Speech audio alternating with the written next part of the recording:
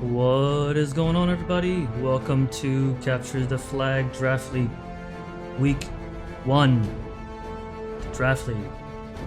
Let's go.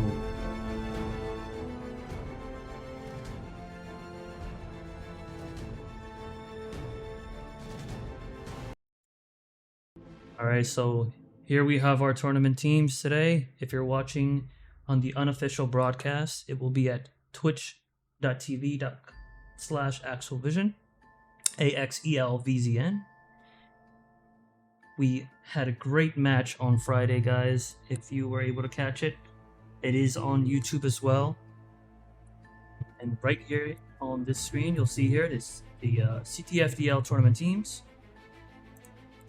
And again, this is the unofficial broadcast. And I will be also commentating on the Infantry CTFDL Discord. Fangs Out was the first team to lose. Unfortunately, they are on the lower bracket, with 7th Plague taking a win over Fangs Out in sudden death.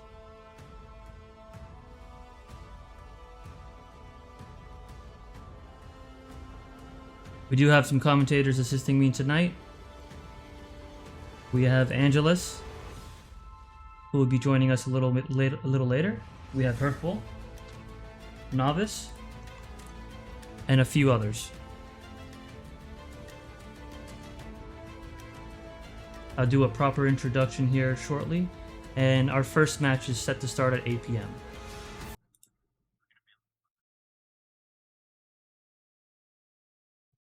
All good there. So let's take a look at the bracket.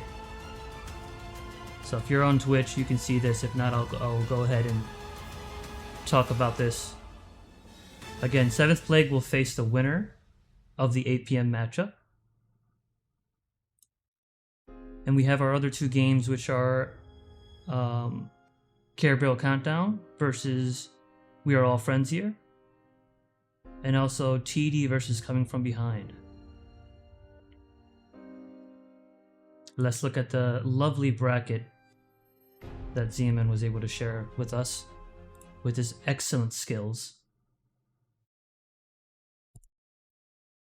Here it is, the wonderful bracket.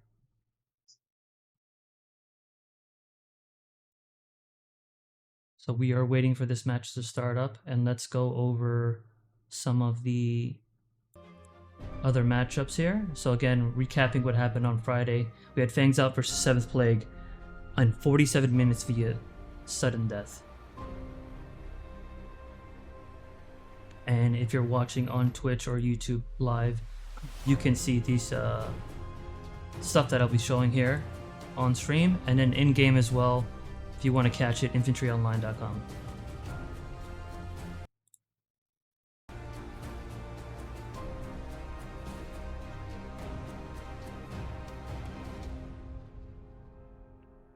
Looks like players are beginning to be unspec'd for both teams as we go through the rest of the matchups here. So this is the 8 p.m. matchup. Then we'll have 7th Plague versus the winner here, which will happen at 9 p.m.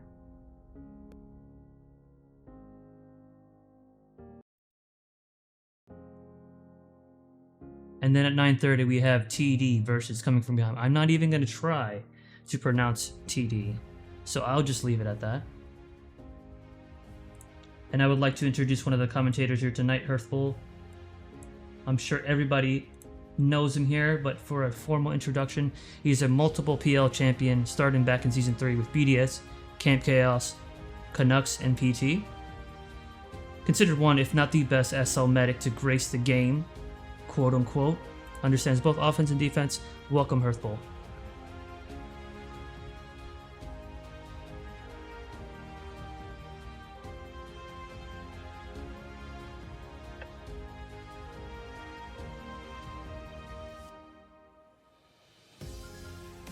Amazing. We'll also be joining by Angelus. I'll go ahead and do his introduction. He'll be joining us here shortly. If not, he may already be here. He's a 6-time CTFDL champ, playing between defense, offense, infantry, captain of CTFX's Tactical Destruction. which many might know that as the original TD. So what's up with that? More recently, he's more known to be close to the height of Kevin Hart, and so that's what people know him as primarily. But secondarily, he is a great infantry player. Welcome.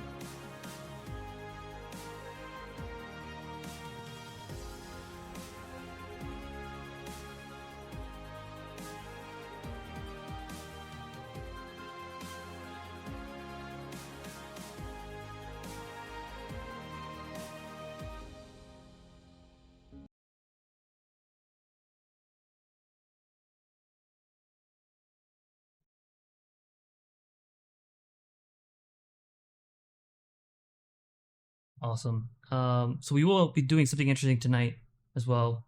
Thank you, Angelus. We'll be doing a multi-base view as well. ZM and I have been working on that, so we'll be able to do that at broadcast level. And of course, in game, you'll be able to spectate whoever you want. But that will be interesting for the broadcast and being able to see what's going on both sides. So we're really looking forward to that. Again, welcome to all the people who are watching as we wait momentarily for 1NT on the side of Team Verb, and then we can get this going. Who do you guys like to spectate tonight? Who's the guy that you're looking to see play and live up to the expectations? Anybody want to add to that? Me personally, I haven't seen this player play in a while, and it's Plaps. Killer Engineer. I wouldn't say he's the person I would primarily go look for, but I'm happy to see him in. And there are a lot of good players, recognizable names here. A lot of experienced players here. X5, Tyrael. But yeah, I am definitely curious. I haven't seen him play in a while. What do you guys think about Mites? Do you think he could shine in this match? Hearth, go ahead. Well, Mites has an ability to shine. I'm just hoping it's in his play and not verbally. So be curious to see which iteration of him we get tonight. Yeah, Mites can actually be a game wrecker like consistently on defense when he's playing well, but he's very hot and cold. He'll get tilted by something else, whether it's in the game or outside the game, and quickly change from like this A+ tier DMF to just totally unfocused and costing his team by arguing back and forth. So it'll be interesting to see if the turmoil we're seeing spill out in mixes and whatnot comes into the game, or if he just focuses and tries to get the win. Quickly go back over the rosters while we have a minute here for the game to start. Again, this is We're All Friends versus Care Bear Countdown, and the captain for WAF is Verb. Teams Ruler, Iron, Karatank, Worth, Soup, Kaiser, Jim, Balza, Billet, Gun Girl, Loaf, Technician, England, etc. And I will continue on the other side. We have the captain is Decker. Is Decker in tonight? I don't see him. Yeah, he's online. I don't think he's in the Okay, he's not lineup. playing. Okay. The Tyrael, Flare, Mites, X5, Chucky, Amok, Colossal, Captain X Power, Sabotage, Plaps, and 5. Again, just running through the roster real quick, and notable others. Again, the beautiful thing about the draft is everybody's able to be a part of the team. So it's definitely the first iteration of it, if not one of the revamped versions of it. And so this is pretty exciting stuff. How excited are you guys to see competitive play again here in CTF?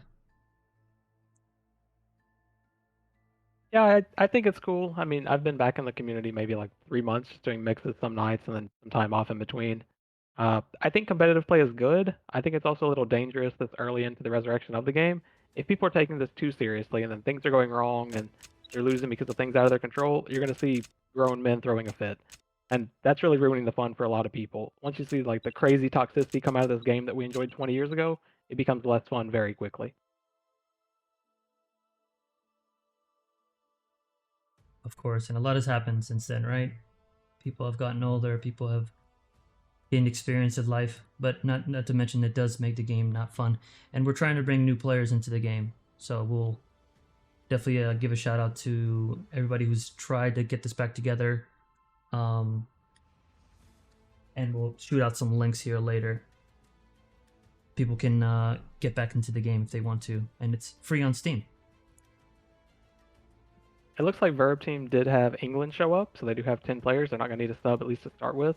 And then just looking back at their roster versus the draft, so they're missing 3 of their top 8 picks tonight, at least for now. I don't know if they have late logins coming or whatnot, but it's funny in hindsight because when Decker was drafting his team, a lot of us were joking like, hey, these guys don't participate in the mixes and OVDs. Are they even going to show up for this? Well, their team's actually the one that almost has perfect attendance tonight on their top 10 picks. So I can admit a lot of us were wrong on that and just didn't understand the time zone constraints on the other teams. We saw that also in Mixon's game the other night, where he was missing, I think, 4 projected starters. Just late timing schedule of the match, they couldn't get everyone aligned.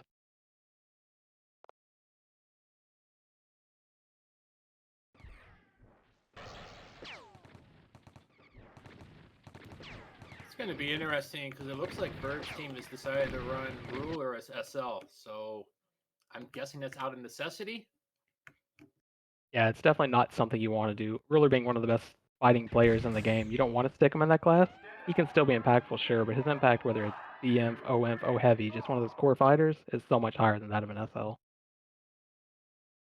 I think during their draft, we were projecting that Jim was going to be their squad leader. But again, Australian time zone doesn't line up with this. Jim's getting ready for work right now. Not expecting him to show up. That is unfortunate. Again, other players get a chance to play, but it is unfortunate that you have players like 15th, 16th that aren't able to show. That is part of the league. I guess you will have those attendance issues here and there. It could cost you as well. I think a lot of it'll flow into like a lessons learned when this little miniature league is over. I think in total the league runs for like 3 weeks. 2 weeks of a blended regular season featuring group play, and then 1 week of playoffs and a title match. I think ZMN, who put a lot of this together, he'll look back and realize, like, yeah, I needed to be more open to understanding the time zone constraints and whatnot, really lock in availability. As someone that didn't sign up, I didn't necessarily see the form. I know there was something on the form that said, are you available for these weekends? I'm not sure if it specified the fixed time windows projected for games, but from what we've seen, it's like 115 people signed up for this event, but there's only maybe 60 to 70 who can actually make these games at these regular times for us. So I think it's lessons learned. They may have to be more flexible in scheduling going forward, but we'll see a few weeks from now. For sure. We have 4 matches lined up tonight. If I'm not mistaken. Is this actually on? Yeah, this is live. This is live. And we're go. Go, go, go, go, go. Flair picks up the first flag. And then again, we'll have a multi-base set up here on stream. Flair's Billy info right now. and Hurricane get a flag. And Flair and company are setting up at A7. Yeah, and on the That other is to be side, expected. you'll see Verb's team setting up at F4. So this was kind of expected because we've seen Chucky in a lot of mixes run into D6, get in and out like we played in CTFDL so many leagues. And these longer stretch bases where you have the turrets angled further back, it's harder for the JT to get to that flag room. So they do make this base selection based on Chucky being in the game, whereas if they were running a power offense on Flair's team, I would have expected them to take D6 instead of F4.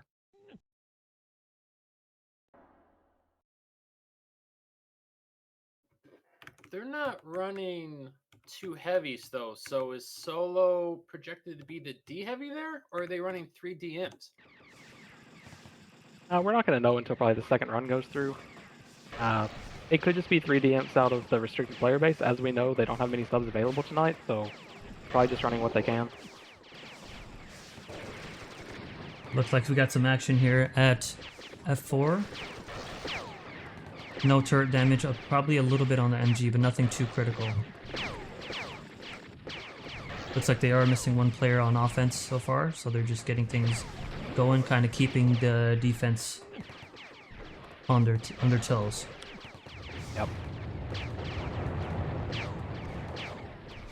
And then on the other side at A7, you've got Solo trying to set up. And for him to be effective in setup, it's got to be coordinated with these M's. The one thing all of us watching this game don't know is what the comms sound like. In a typical game, you're going to have someone in offense leading your comms saying, hey, let's go, I've got the rep for it, and that's going to open up that 3-second window for the heavy to move.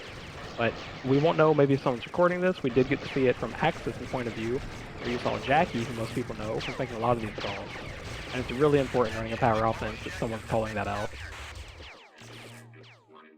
We had Chucky grab the flags momentarily, and that's the one thing about a GT offense, right? Is they're gonna try and try and try again. If they can do it like a TD and out, sentry down, kill the medic, they can get a lucky run, right? Yeah, especially, you know, they're playing against a medic who doesn't have much experience in CTF, from what I understand. The Loaf Pincher is not some seasoned veteran that knows the ins and outs of these sabotage the flag room offenses. We'll see how he can do holding off Chucky, who's got plenty of experience with flagging bases unexpectedly.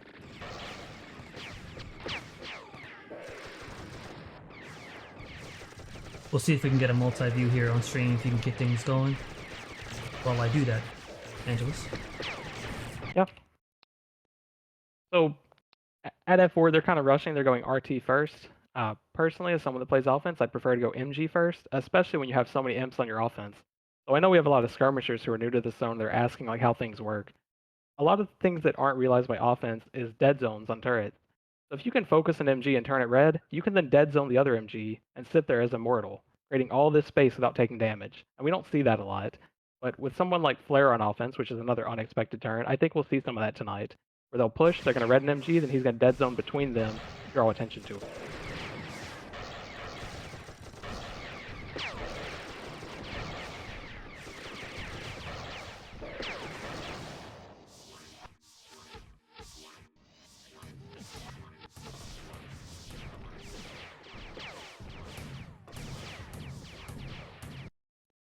Yeah, so someone asked what dead zoning means. So there's minimum range to the projectiles that come out of these turrets. So if you stand right on top of them, the projectiles cannot hit you, they'll just go through you. You can then abuse that in a way where you're taking up the space and you're kind of circling around the turret to preoccupy it, but then it's not a threat to your team.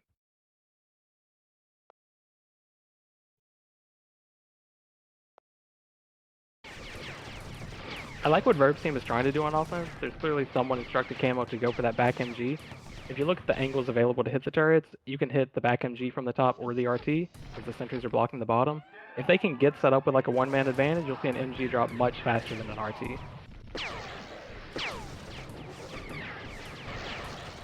That sentry's placed too high up at A7. He doesn't have to go up in order to hit both the RT and the MG. Yep. And then Chucky almost gets the RT at F4. Doesn't quite finish it. That's another thing people miss sometimes. You know, RG damage into an RT, you're looking between 14 and 16 damage. Or with a frag grenade, you know, you can double that. So that's also another reason it's, I'd say, better in most cases to take out the MG first. Easier to kill, allows you guys to move forward faster. It's also much easier to get inside the RT range and kind of disable it temporarily.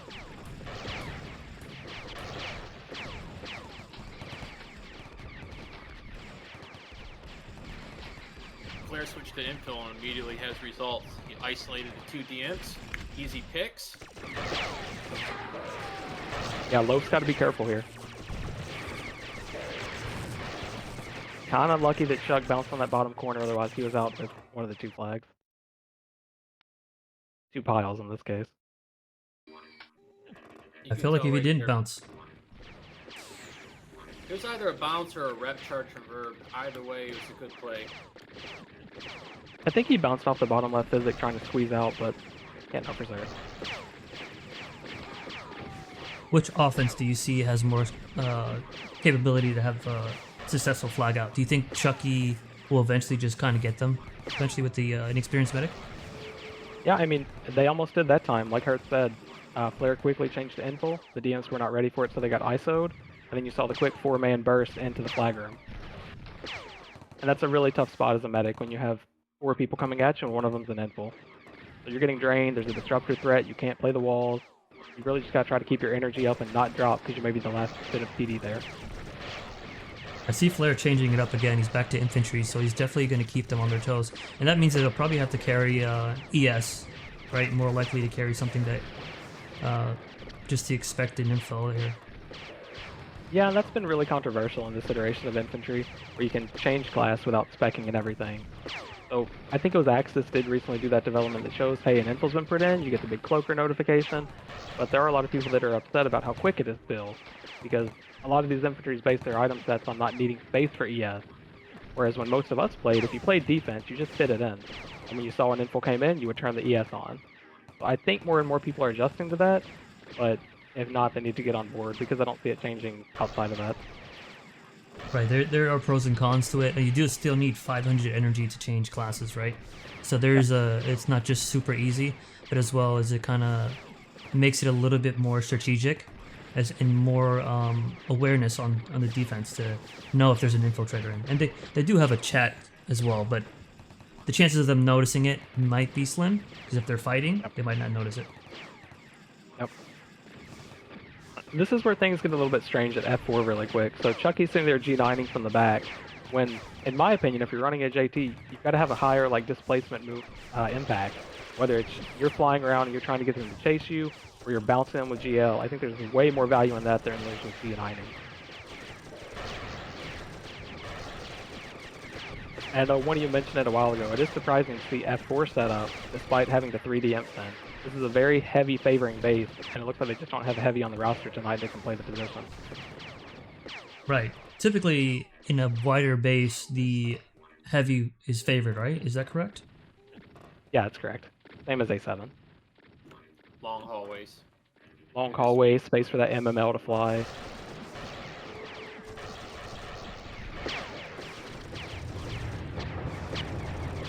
And a lot of times, like in CTFDL years ago, Titan was the preferred side. But Decker's team having Tyrael, who's one of the best D heavies in the game, they chose that for him to play. It's his preferred base, he can get spacing in it, he's comfortable there, makes perfect sense.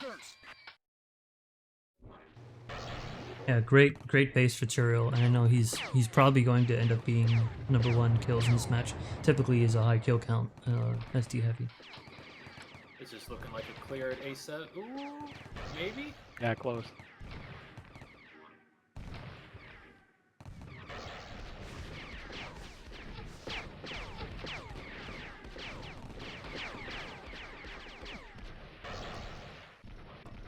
We bounce back, restabilize.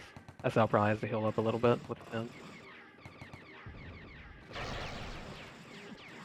Is there any But up-and-coming player that that you guys know that's unspec that you're interested in seeing how they play? Yeah, so I mentioned earlier, I don't know a lot of the folks on Decker's squad. These guys just haven't been part of the kind of mixed OED community going on recently. I've seen Solo Camo play in a handful of games, I mean, the past 2 weeks. He does seem like a capable heavy, given the right instructions, so if I'm identifying anyone, I'd probably pick out Solo. Be curious to see how Solo does, given there's a lot of veteran leadership on that team with Verb, Ruler, Iron. Hopefully they can tell him, hey, this is where you're supposed to stand in position, these are the weapons you're supposed to use. Yeah, and if you look at F4 right now, they have slowed it down. So they've got a big swing. Verb's not going to be able to keep up with all that damage without grab, so the RT is going to go down. There's no sentry blockers to really start that. And I kind of harped on that in the post-game of Vixen's first game in the draft league. Chucky's flying in, there's hardly any opposition. This could just be out and onto the pin man. Just gotta get that sentry down. The sentry's still there. Sentry's Oh. up. DSL is also there. Wow. I'm sure Roller has TD. Hopefully we don't see the bug where they get summoned out despite TD, and then they can reevaluate from here. That was very surprising. I do feel like they missed their opportunity there. They got the medic down, no sentry. Sentry was still up. They probably could have been out. Yeah. Hello? Welcome, welcome. We have Novice. How are you doing? Yep. I'm doing great. We can finally talk. How are you gonna leave Kev with power to do this, but then not know how to unsuppress? It's all good. How you doing? We're doing all right. We're catching this action here at E4. Almost got the flags out, but I think they're stabilizing. They get the rocket up, MG up.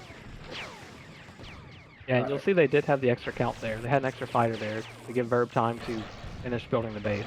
And even now, it's not all the way back up. They're still missing an MG turret, potential second plasma as the new meta seems to be, and Blair's team is trying to punish them.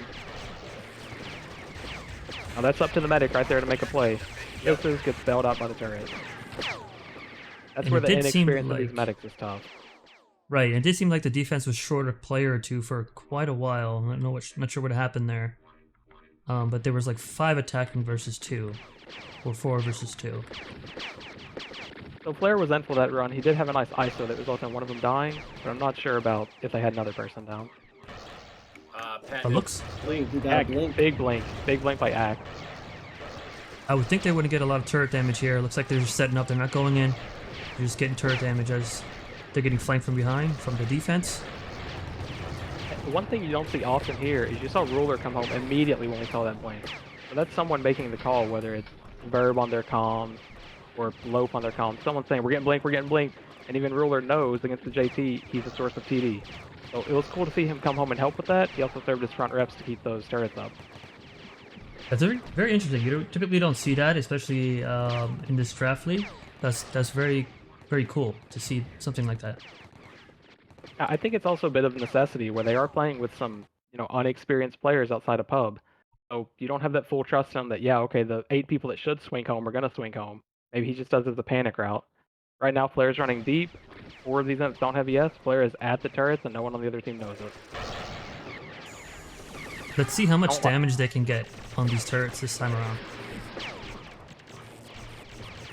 Lowe's not Rockets moving. at He's 70. got to be looking at Chuck here. He's out.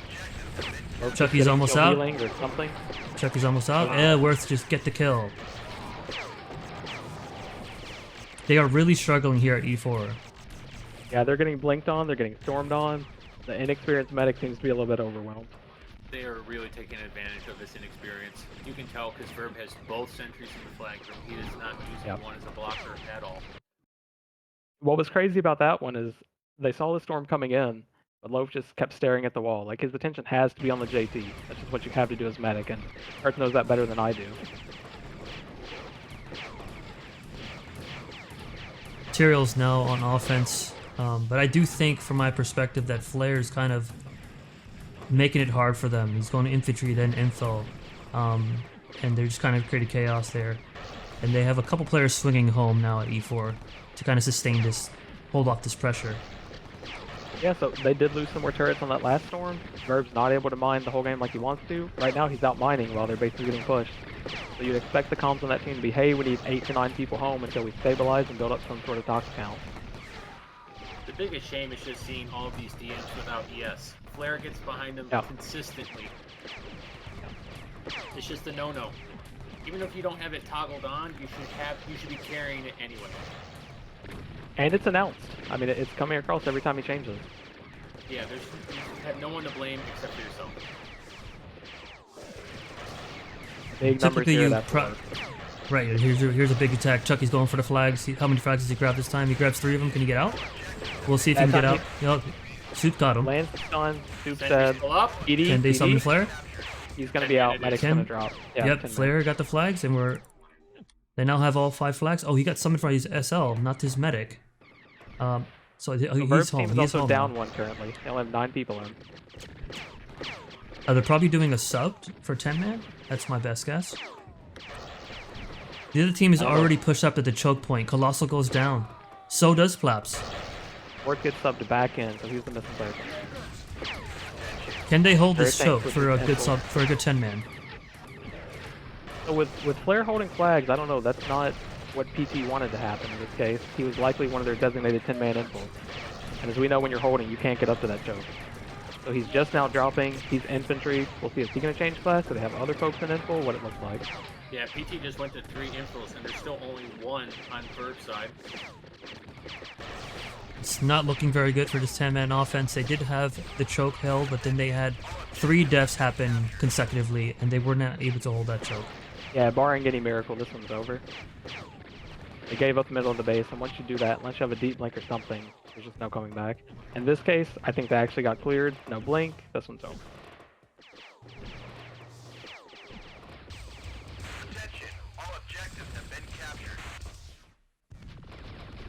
I did see a bit later in the game, Gun Girl did log in. It'll be interesting to see when this team plays next, do they try a different medic out?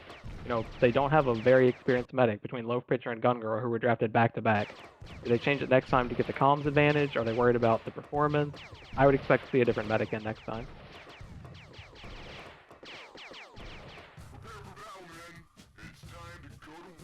That is game. A lot of players did kind of feel like Verb's team may have had the edge here, but the other team was really powerful.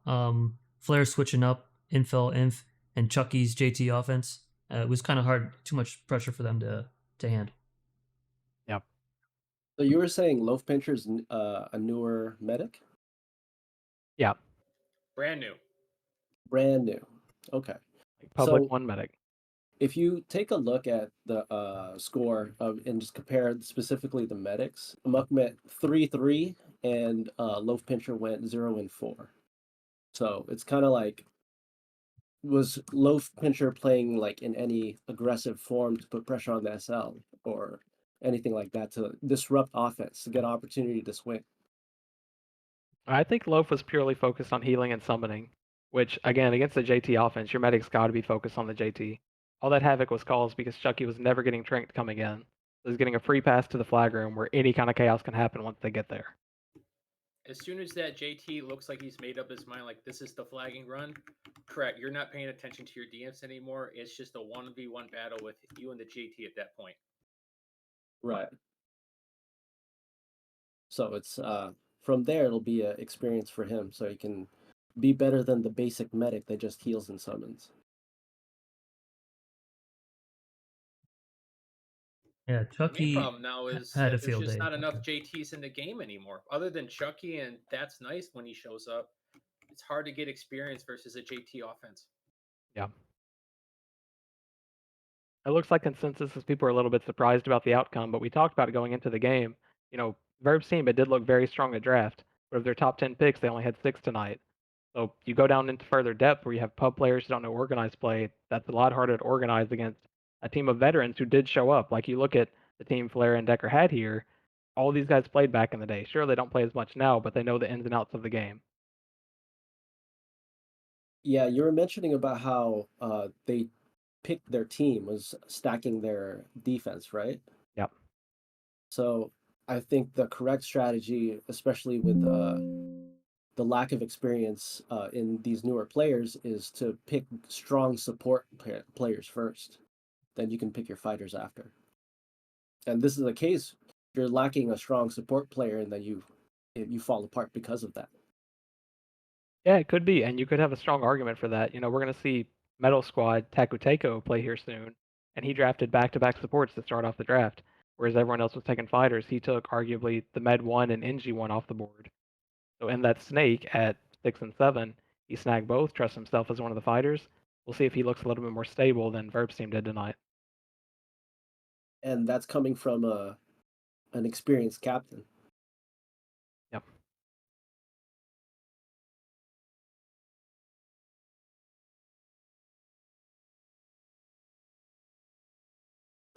Another example for support play, right? You're called on ruler. You're the man with the TD. You're the one that prevent. They're the support players are the ones that make all the major plays, right? Without the TD, the game's over. So just another thing that can be on another feather in the cap for the support players. Yeah, you typically don't want to rely on your squad leader to really serve that role on defense. But again, in this case, with a bunch of new players, he kept going home just in case the medic wasn't prepared for it. Right, of course. I was very surprised to see that many veterans on the other team. Looks like from the beginning, they did have the better lineup. So that was a great draft. At least the results were in, and they won. But just their lineup itself, I think they did a good job drafting those players. Yeah, I mean, you can't argue with results. They ran that game start to finish. At the very beginning, maybe the first 2 pushes of Verb's team looked like they were doing turret damage, set up at the top of A6. But after that, they were pushed to the bottom and out to A3 for the rest of the game, while they couldn't stabilize at F4. Do we know who the official MVP was for that match? The official MVP was Sabotage. Sounds like Interesting. sabotage. Who do you guys think your MVP was if you were to choose? Yeah, I think even without knowing what the comm situation was, I would guess it was Flare. We saw 2 really good successful info storms. Then we had a third storm by Captain Axe, which we talked about before. We don't have many of these aggressive SLs who are willing to risk it and beacon. But it really looked like Flare was making the big plays, realizing, hey, these guys don't have ES. You can be patient, don't attach and give it away. I'm just imagining that's what the comms were. And then they show up and 6 people are on top of the RT. It's really hard for a defense to react. So I'd credit Flare for most of that success. I agree with that assessment. I would have given it to Flair as well. Him switching back and forth between infill and infantry kept them on their toes. Once he saw how badly he could take advantage of them not paying attention to his infill switches, yeah, he went for the throat. I'm gonna give it a Chucky because he's the one that's pressuring the medic that doesn't know how to fight a JT. Yeah, I think that's fine too. I would imagine they called that out and said, hey, who's this guy? I realized he's more of a new player, and Chuck probably said, let's just keep rushing him. I don't think there was I don't think it was that well planned out. I think it's just coincidence. Well, I will say again, for a lot of these players, Chucky being one of them, they're spending between 2 and 4 hours, 4 to 6 nights a week sitting in a mix arena. So we are playing in a small community where most people know like player capabilities, competencies, what they're good at, what they're not good at. So if you're hearing from other people, hey, this player is new, and you've never seen this person in organized play, I think it's a fair assessment that they're not going to be ready for what you can throw at them. Yep. I would agree. I think you could choose between Flair or Chucky. My vote would have been Flair just because of the change up on offense. I mean, you get the JT is consistent, but yes, there was a lot of pressure. But I think either one could have been MVP. So great point, Novice. And I think we could all agree that either one. Don't get me wrong. Flair is an influential player, but in my opinion, right? And we're all entitled to our own opinions. Yeah, of course. Yeah, I think overall, and you recognize my thought process that Chucky had an influence as well. But It's hard to go but wrong if with you a lot want to of break things. down overall like skill contribution, yes, I agree. Flair definitely contributed more there. I mean, you could pick almost anyone that was showing up on offense at F4 that game and make a case for why they should have been MVP. Because, I mean, they were pressuring that base from start to finish. There was no dead time. And we kept talking about, okay, they swung home to give Verb time. Every time they swung home, they were getting stormed on right when he left, or Chucky was running deep and people were attaching. So everyone that played offense on Decker and Flair's side was just outstanding that game. Cool. It was cool too because for a lot of us that are in the small mixed community and we're seeing people play every night, we see X5 as someone that plays squad leader most of the games, or he's playing like a utility class or a call inf on defense. So to see him on offense all the time, not as SL, that was cool. Like maybe people didn't realize he could play that effectively. Maybe they've been having these practices that don't get too much exposure or details leaking out. You just don't know. But maybe this team came in with a lot of confidence with their offense that the rest of us just didn't know about. How many experienced players were on that offense? For Flair's team, Yeah. they were all experienced players. Oh yeah, then that's easily confident.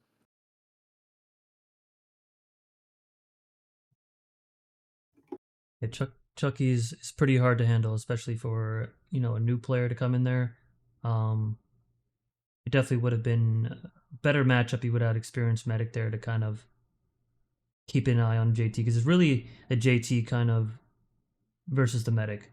Obviously, the infill is there to apply pressure and move the defense around.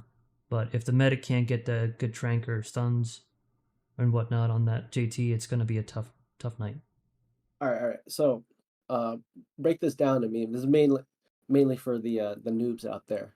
But can you explain a JT offense and essentially how does that work as opposed to your traditional offense or a heavy offense? Yeah, so I'll take a stab at that from the offensive side, and then I'll defer to her to say how you're going to defend against it, because medic is the most critical part. From the offense in this case, they ran 3 inf JT some of the game, 2 inf infil JT the rest of it. With that infil, that is a very strong burst offense, where you're trying to push down slowly, mitigate damage incoming to your offense, not necessarily trying to kill people, but you want to be healthy when you get to the turret. Once you get there, the infil can isolate someone, help you kill them, or that infil could just push you straight into the turrets and give you that invulnerability window to explode into the flag room or try to, zerg down a turret, as we would say. When they have the 3 imps, then though, that's more of a killing offense that shows up with a lot of power if they get a pick. If one of the DMs plays out of position, like we saw some in this game, and all of a sudden you have a JT who's threatening the medic in the flag room in this case, and 3 imps in front of him for this huge shield of reps and incoming explosive damage to the turrets. So a traditional offense, like we'd say a power offense, is a much slower offense than a JT. And it's not just about the movement speed of a JT. When you're playing with a heavy, you're relying on that EB to help push you because the heavy is not offering a ton of push into the offense. It's offering this slow moving turret destroyer. So you want to set up, you want to protect the heavy, you want to Hey, play with your SLZB. sorry to interrupt you, Mr. Multi-time PL champion. But these noobs, they don't know what an EB is. So it's like Yeah, that's a fair call. we're So running down, draining their asses, and then blasting them with RGs. yeah, so Hertz's favorite weapon in the game is the utility weapon, the electron beamer, a different class beamer since Joe kind of reorganized it years ago. So this is the biggest drain weapon in the game. It drains your energy and puts a minor pause on your energy. So when you're playing with an offense where you want to focus on killing the other side more so than you want to focus on flagging it, you want to get their energy low by using that EB to your advantage. Whereas when you're playing with a JT offense, that SL can't really afford to be that aggressive. He can't be up there with them because there's no one to turn and help him if he gets flanked. That JT offense I mentioned before, it's bursting once it gets to the turrets. They're not going to sit there too long. They're going to get a pick and they're going to go. With a heavy, that offense is more sitting there, killing the turret, over seconds. You look at a heavy taking down a turret, and for example, a lot of people don't realize this. I brought it up earlier in the game. If you have a heavy in the game and they set up an AC line on the turret, you're looking at between 7 and 8 shots to take down an MG, and that does not take a long time. An RT, you're looking at, I think, 9 to 10 shots. If you don't have that, it's a lot easier for the team to rep. So we're looking at a JT offense featuring Chucky. There's not a sustained turret damage threat. The reason we saw so much turret damage was the other team was disorganized and they weren't getting the push out, where there's no one holding that position on the offense, but the defense is still just backing up, backing up, backing up, getting stormed 3 times in 4 minutes. There's no recovery time. And then Herth, if you can talk about what it's like to be a medic against a JT, like how is it different playing a JT versus a heavy? Because in my opinion, medic's one of the most important parts of any defense. It is because, for contrast, when you're a medic against a power offense, as a medic, you're not typically in danger because they're targeting your turrets, they're targeting your DMs, they're not targeting you. Against a JT, you're now one of the primary threats. So if they all show up at the flag room and you've done very little to no damage to them, now all of a sudden you have a JT coming at you along with 3 imps that are looking to put you down because you're one of the TD providers, and they're just looking to get flags and out. The difference between that and, let's say, power offense is now you have to pay way more attention to your positioning. You're paying attention. You have to play more defensive, but you can't go 100% defensive because as a medic, it's also your job to put pressure on this SL. Otherwise, they're going to be there all game and you're never going to get a break. As a medic, it's very hard. It's a lot of pressure. It's way more thought intensive as well because you're now balancing DF HP because you can't just completely neglect that. You have to pay attention to your own energy levels. It's a lot to take in. And unfortunately, like I said earlier, there's just not a lot of practice anymore versus a JT offense because there's so few of them in the game. So I completely understand why it's hard for these medics now they don't understand it.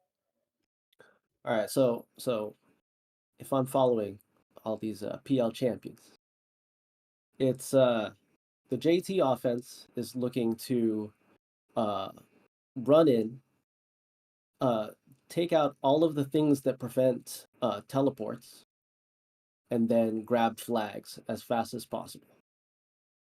Right? That's the offense's idea. That's priority number 1. Priority number 2 is typically to do turret damage.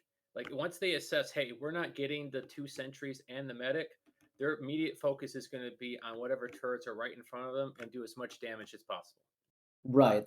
That's the secondary goal. But then if you were playing a heavy offense, that would be the primary goal, right? Correct. Okay.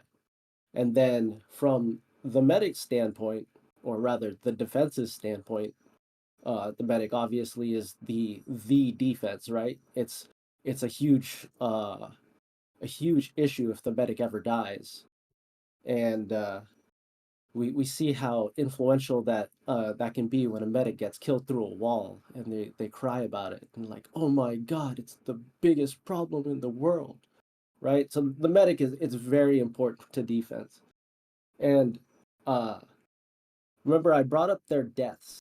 Loaf Pincher only died 4 times, and Amok died 3 times. But Loaf Pincher is dealing with the annoying JT trying to run in there and be harass him. So I'll give credit to him. He actually only died 4 times, given the offense that he's dealing with, and Amok is not dealing with that. He's fighting the power O, as you will, right? So uh, it's he actually did a pretty good job. He's just not, as you mentioned, accustomed to fighting the JT. It's hard though to really use deaths as kind of the barometer of a medic performance, because if you have very little deaths, but you're not doing any pressure versus the SL, then again, you're not really doing the full responsibilities of the class. Absolutely, and that falls back to medic is a key player. It is an extremely hard class to play, and if you're striving out there to be like a really really good player in this game, is to actually play medic in that support role well. Like you are a high impact player. A OM for a DM falling here and there is not like the end of the world, but if the medic dies, like we have a problem. Correct. Medic kind of serves as like an amplifier for your D. Like just by yourself, you're not really going to do much, but by being in the right positions and landing stunners, timely deluxe heals, hitting EBs on the right angles to flush OMs into the right positions, you basically take whatever percentage of efficiency your offense or your defense is at and you amplify it by, you could do 2 times, 3 times. It's a very key role if you know what you're doing. So both you, Herth, and Angelus both mentioned this, but it's an extremely important part of this game. But space control. So a lot of how this game works is pushing into areas and controlling that space, like setting up boxes, for example, for a heavy. So how would both of you guys um, approach that, like controlling an area or taking over a space or defending a space from like an offense and defensive standpoint? Yeah, I think from the offensive standpoint, speaking on either side, we'll just talk about JT first because that's what we saw in the last game. You want to take over the space right before the turrets. That's kind of your regroup. Let's get ready for that burst I keep mentioning. So to take it over, you're looking for an isolation pick. And you always have like this fighter's advantage at the early stages of attacking a base, because usually at worst it's 3 versus 4, with the 4 being on offense. The medic's not going to be up front in the front lines. The heavy's either going to be too far back or the engineer's not going to be up front. So you got to take advantage of that numbers and get your pick. Once you have your pick, you can set up that burst in front of the turrets for that JT explosion we talked about before. Whether it's rushing a RT, an MG, going straight to the flag room for TD and out, it's all set up maybe 6 seconds before you see them push into the RT range. On the other side, when you're running like a heavy on offense, you want to own the space right before the turrets, but not so you can burst through it, just so you can anchor it. So I talked about this in the match the other night. When you have a heavy that's set up on a turret with AC, it does so much damage that it forces the DMs to come get him. If the DMs cannot get him or the D heavy cannot move him, they're going to lose that base. So it's not so much about moving forward and taking up all this space on the turrets. You want to own the space as far as you can from the turrets where your heavy can still take it at the safest angle.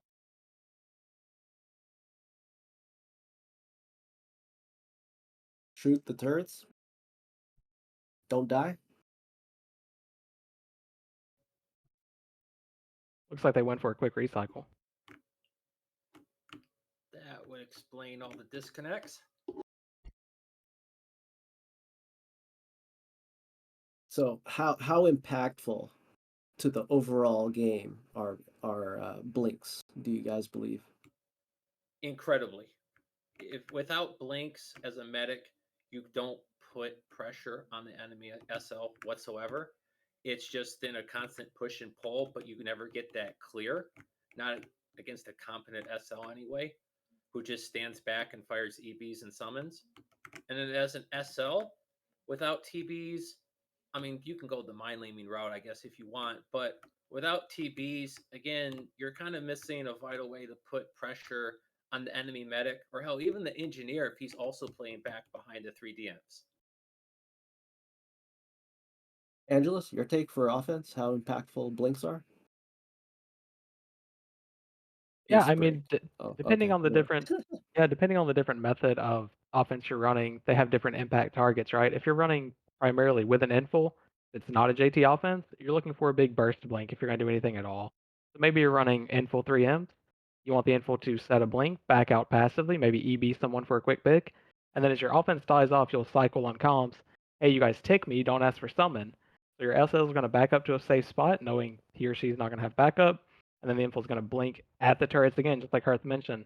The box is at A7, the box is at F4, maybe the bottom right of D6, uh, mid right of A5. They're going to blink. You're just looking to explode a turret quickly.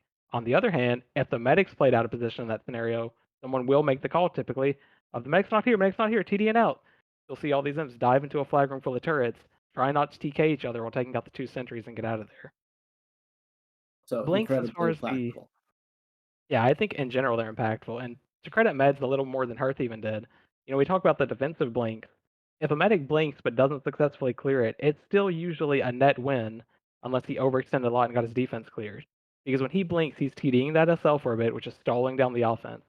So the SL spamming, I can't summon. Offense begins to attach. They're attaching with less energy.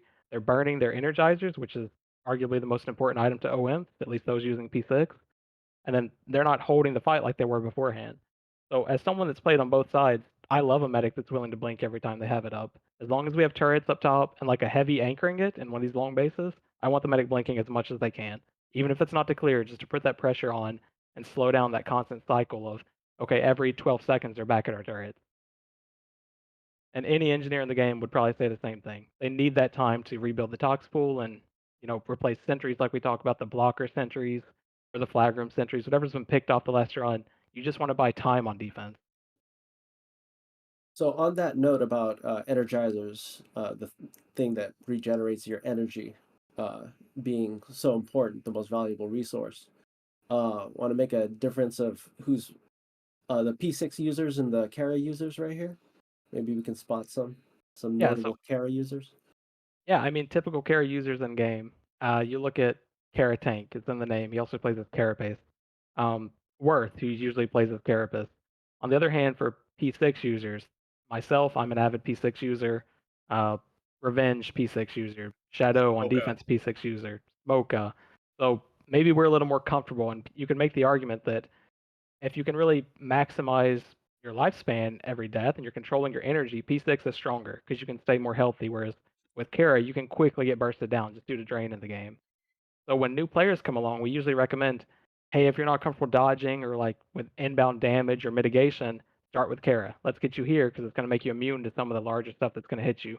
Shotgun, plasma turrets. You can ignore it as Kara, but it is at the cost of when an explosive comes at you, you're never going to have energy to absorb some of that. So training wheels. Yeah, absolutely. So people like Kara Tank just never take off the training wheels. That's up to him. It's not even that though. I mean, we say it's training wheels, but even then, most successful infantries also have switch macros that allow them to say, hey, I'm going to switch my Kara for P6 and vice versa.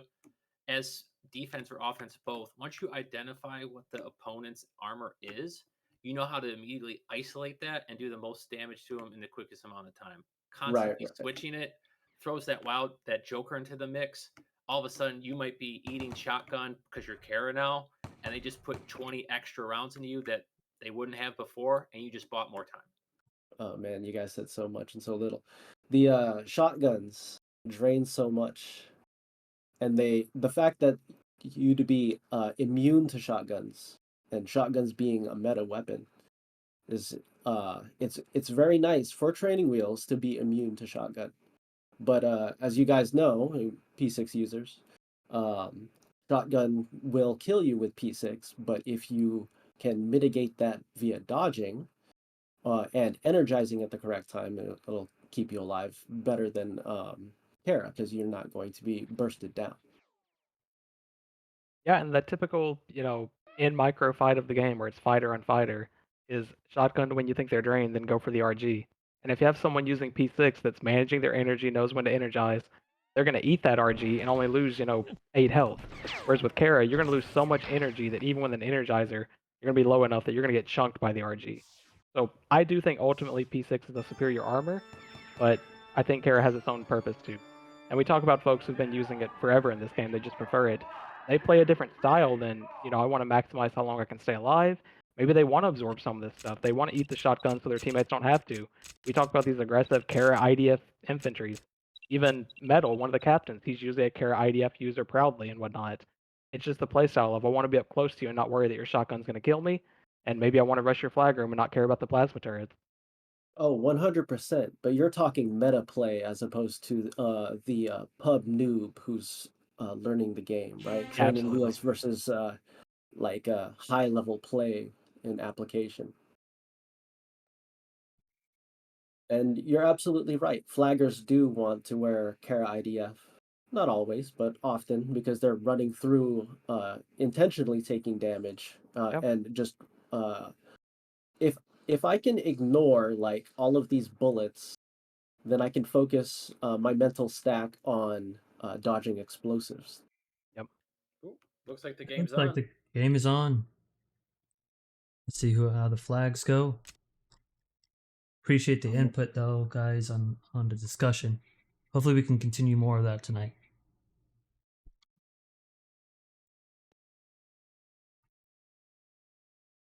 All right, so 2-1. Yeah, Decker's team again taking collective, so we're expecting them to set up the base the same way. They're going to take A7. It looks like Power's in, Sabotage is in spec right now. I think that's the only difference I recall from the last game so far. Looks like there's a All right. flag advantage so far. 4-1. The other difference is that Captain X is not here. Yeah, we've got Demon Seed in and Decker playing SL in place of Captain X. I would have So been what very surprised if offenses are Decker being didn't play run here? again. Sorry, what offenses are being run here? I still think it's going to be a JT offense on Decker's team. It's hard to tell on DB's team just because they currently have 2 vehicles in for flagging. We won't see until the class switch. Yeah, they do have head at A7, which makes me think they're going to run the same thing they started with last week. Get straight to the heavy. They tried the JT, said after the game they weren't as comfortable with its progress and were much more comfortable running pure power, like we're seeing up at the turrets of A7. All right, will head hit the turrets this time? I thought head did fine last time. I know there was a lot of jokes made, but they were killing turrets on loop at D6. Okay,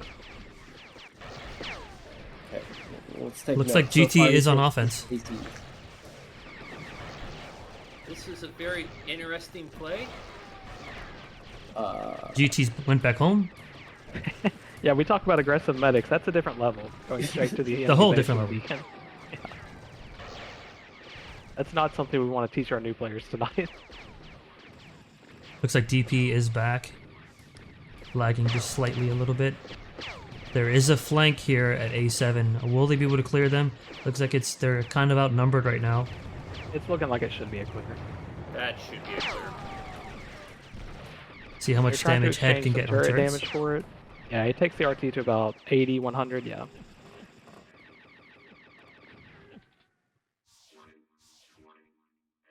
Switching our focus over to D7 since there will probably be a swing.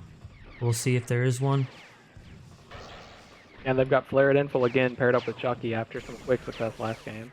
That Disruptor Splash did hit Nose, the new DM on this team. So, what kind of offense would you prefer to run at D7? I think for the most part, if you're running with a JT, you're looking for a flag room rushing offense, whether it's with your 3 imps or an infil. Just because of the way the bounce layouts work for the JTs, it's easy enough to get in and around the flag room while mitigating turret damage. So I talked about it before. When you progress through the base, it's not about killing people. It's about mitigating the damage you take and reserving reps where possible. Decker with a TB blink. Yeah, they're behind them all. I'm not sure if they realize it. Doesn't look like it's going to be in time. No, I hope they stick with the JT offense at D7 because, they speaking as a medic, when you're up against a JT D7, it's much harder.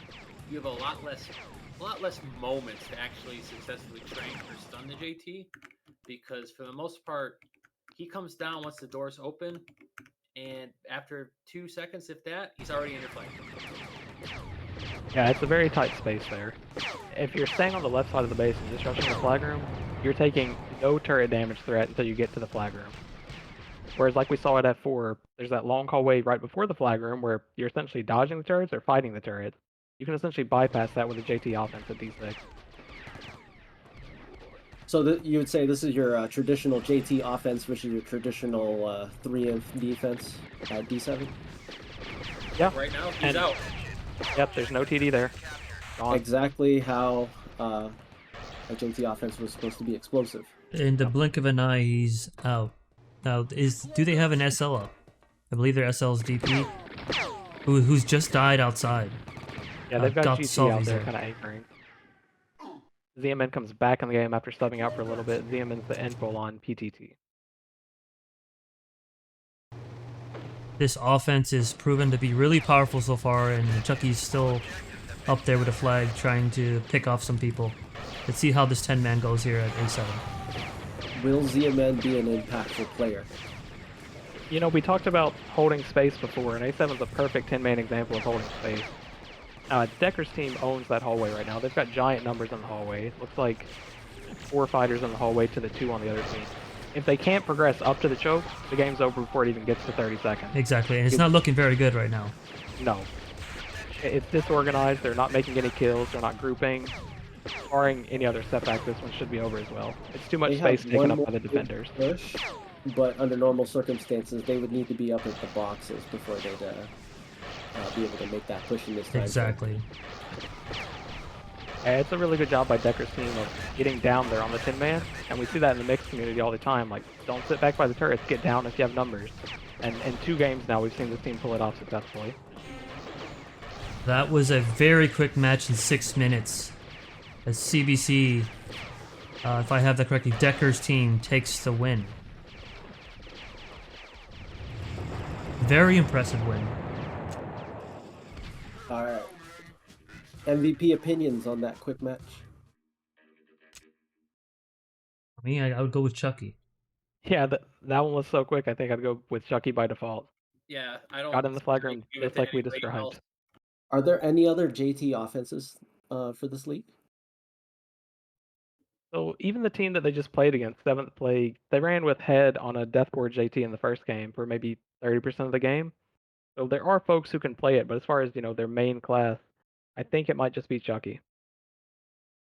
You think he will be, if they win the whole thing, do you think he could be MVP for the league? Yeah, absolutely. He's probably a top 3 pick for MVP if this team wins it all. You're going to see a lot of Chucky flagging it, sometimes getting out, sometimes creating someone as a holder, but it's a lot of impact on a defense, especially, again, this is a draft league. These guys don't play together a lot. There's not a lot of practice, so you don't know tendencies and whatnot, like you may know in a CTFDL league. So having a JT that can create that chaos is instrumental to this team flagging so quickly. Do you So a think that non-support class being high impact? Would you say is a non-support class that is a high impact influence to the overall game?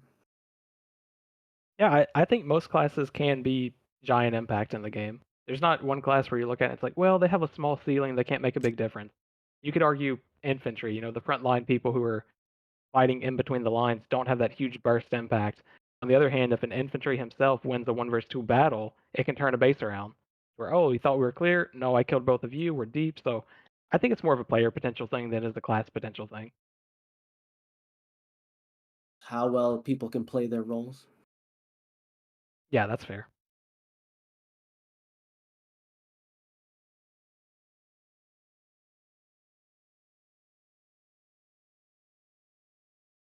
Do you think that the draft on what Decker did there to get some players that know each other? I believe, I don't know what the count of Dark Slayers are on there, but there are players that have played together there on that roster. Not as perfect as a stack squad, but it looks like they're dominating so far. Yeah, Yeah. it could be attributed to that. Also, I know that Decker's team has had at least a handful of practices this week where they've spent the time, practicing different things on defensive lineups and offensive lineups, where some of these other squads, they can't get the people on at the same time. We talk about Verb squad, and they have different time zones and everything. Whereas I think for Decker's squad, again, they've had this surprising, really strong attendance, which gives them more time to play together. Yeah, absolutely. Team synergy is huge. You could get BDSD and 5 Pub 17 chumps on O, and they'll be fine for a good OVD.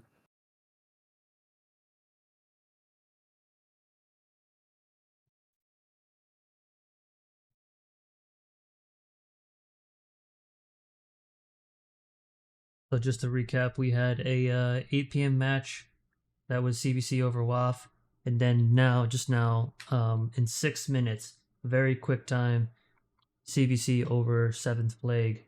The next match is CFB versus TD. Are there anything there? We have about 15 minutes till that match starts up. Anything we're looking towards? Any of those players that Yeah, come to mind? I think Noah brought it up earlier. We keep talking about the utility impacts here, and I mentioned the draft strategy that Senage or Metal took. They drafted back-to-back utility defensive classes. So assuming Bonds is playing medic and Big Timer's playing Engie, that's about as sturdy as a utility defense you're going to find in the league. So it'll be interesting to see how that holds up against potentially a Stav-led offense. Stav's one of the game's greatest leaders on either side, whether it's defense or offense, or what it looks like against less experienced players. So a lot of people looked at the draft and said, well, then it just didn't take a whole lot of fighters. But we'll see if that kind of pays out or not in the next little while. So who are Synage's best fighters? Or I mean, sorry, who are was it Decker's team? Or who I was anyways, who are the best fighters if they have strong support? Or For if you the want to upcoming stab on match? that? For Metal's team, Yeah, Yeah. Taco. honestly, it depends. If he has BT as engineer and not as a fighter, their best fighter is probably Cerrito or Marduk. He's kind of a very good infantry with a lot of great aim. He's like a mini Smoka. Right after that would be Tactical, Yeah. who's also a very good D heavy. Those two alone could definitely carry an offense or a defense, depending on how he positions them. Yeah, I would So agree. popular he has a meme. That also matches the draft sequence. I think Tactical slept on a lot in the mixed community. I've not known this guy but a couple months, but he seems really solid at D heavy. He plays a safe but still aggressive enough method, and I think he's a typical skirmish player where his resolution is bigger than a lot of the walls we're playing on, so he can see the base top to bottom. He's got the aim to go with it. So I think he's a good heavy. I think Cerrito's a good multi-classer, but you look at the depth beyond that, and it's questionable fighting on that roster. Good utility, but had to make sacrifices somewhere. Yeah, I do think they favor heavy more utility on that roster compared to Posey's roster. You can count many great fighters there, and we can't not talk about the number one pick on that side as well with Saab. Who's gonna 2v1 the imps? He'd be one to look out for when we talk about those kind of plays. He's definitely capable of doing it. All right. Let's talk about Bale. Balls.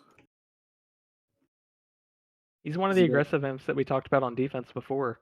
Some people prefer the Kara playstyle. He's one of them, from what I understand. He likes to push regardless of circumstances. I would expect if they set up a traditional 5v5 where he's one of the two imps, maybe with Jake is a little more passive, Jake being Greed in this case, I expect Ball to be going after the SL, just like we expected Worth to do for Verb's team earlier. Not afraid to take some shots on the way out of the flag room. Doesn't really hesitate to fight. Doesn't play passive at all. He's always walking forward. It's tough though trying to get that chemistry between an aggressive DM and a passive DM. Yep. And if they don't gel, it causes way more harm than not.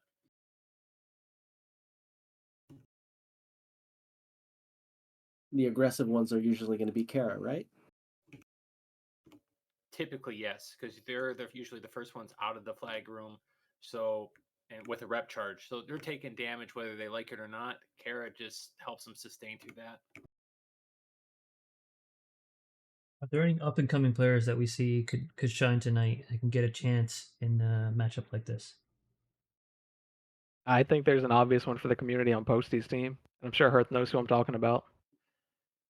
Oh yeah, we talking about the Great Chompy? Big Chomp. I Well, thought they you had guys were like going to bring up the half draft cut. prediction. I'm just kidding. Oh, wasn't going to. They had it during the draft, the predictions of like who's the up and coming player in this draft, and a lot of us said Chompy. We don't really know this guy from years ago. I don't know how new he is, but I've played with him. He's very receptive to feedback. His mechanics are, strong on offense and whatnot. So I think we could see some breakout potential here where he's beating people in these 1v1 scenarios we see in a base that maybe you're not expecting to see beat. I've seen it happen in mixes. I mean, I've lost to Chompy in mixes. Get too Oh, close to the guy, and it's like he just locks in. so a couple of things on that. This is all on infantry, Yeah. and then is he a P6 user? I think he switches. I know he's been Kara recently. I think someone's hooked him up with the switch macros, where throughout a game he switches. I can say the past couple nights when I've played against him, he's been Kara, at least for the majority of the time.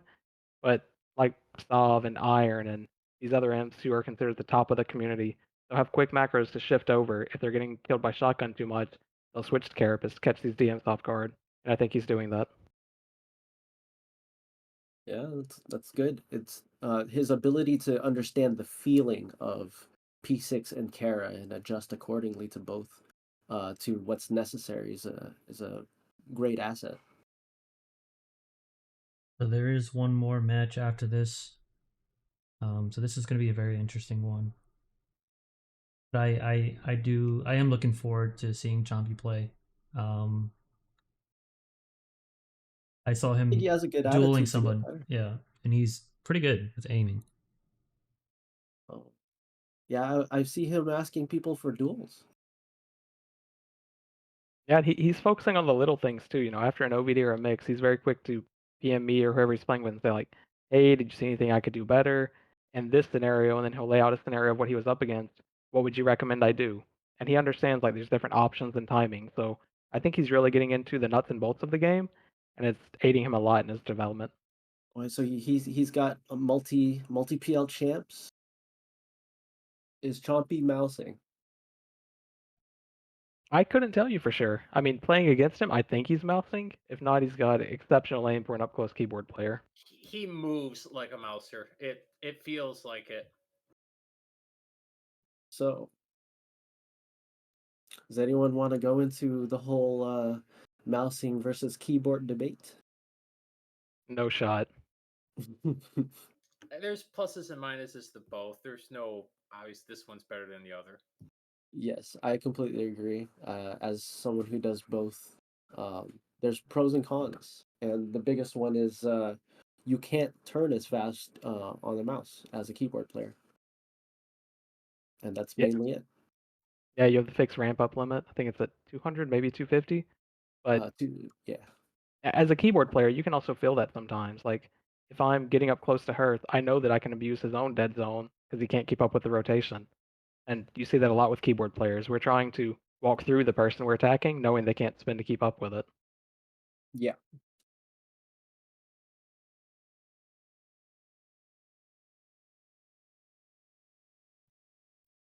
yeah. Personally, as a on keyboard, I keep it at 30 because 0 is just too fast to aim. Yeah, I'm keyboard. I've always been on 0 as far back as I can remember. If I changed to, it would probably be a disaster. Um, yeah, since coming back, I've been a casual mouser. It's easier on the hands. Like you can ask Kev about how he sets up his keyboard, and it's just like, what are you Oh no. doing? He explained it to us once, and I still to this day don't understand how he does it. I've seen it. It's like, what are you doing, man? Do you think this single letter aliases gives a little bit of fear into the other team? No, I don't buy that. Never did. No.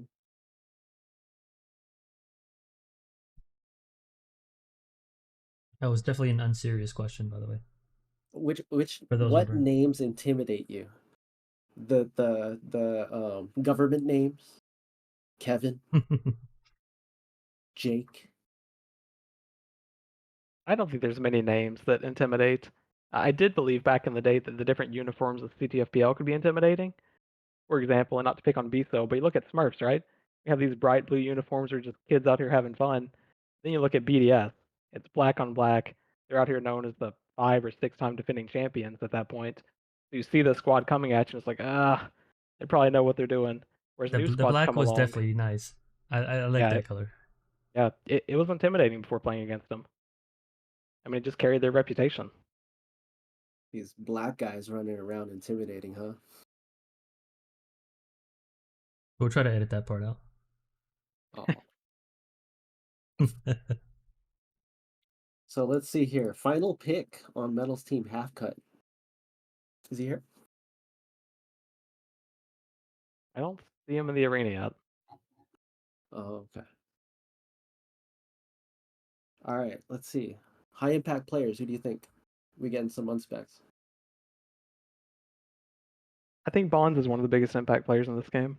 We talk about utility, and he was picked as, well, after ZMN, which is multi-classing, but Bonds was first kind of fixed class pick off the board. I think he could have a high impact against this offense. Especially in tonight's games, we haven't seen a medic successfully get behind a offense like we talked about and create TD, try to clear them, just stall them out, where Bonds plays that way all the time. I would expect to see that.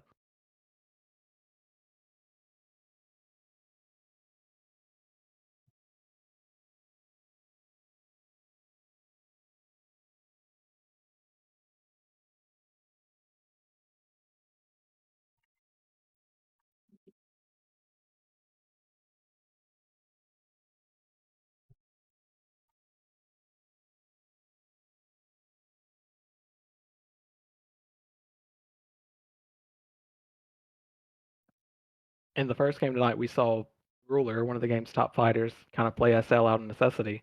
And now it looks like Sov is suited up as engineer. So we talked about the impact he can have on offense and everything. If they drop into this game 5 versus 5, he's not going to be on offense as their engineer. So again, it's the whole attendance thing in this draft league making differences from those draft night predictions.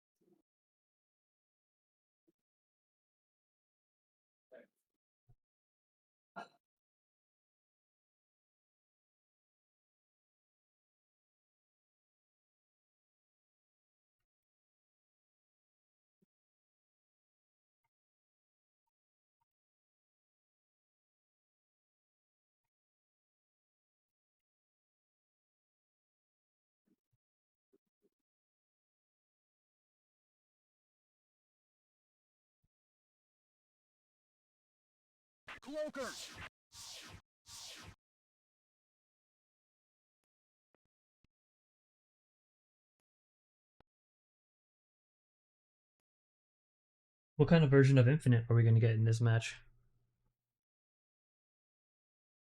I think there's only one version, right, Herth? You want to touch on that? What was the question? Sorry. I was trying to do some training. What kind of version of Infinite are we going to get in this match? I'm going to assume that we're probably going to get the talk spot. Yep. He's going to try to set the CTFDL record for most talks mined per minute. Even if he gets up to 4,000 somehow, he's going to keep mining, try to get more.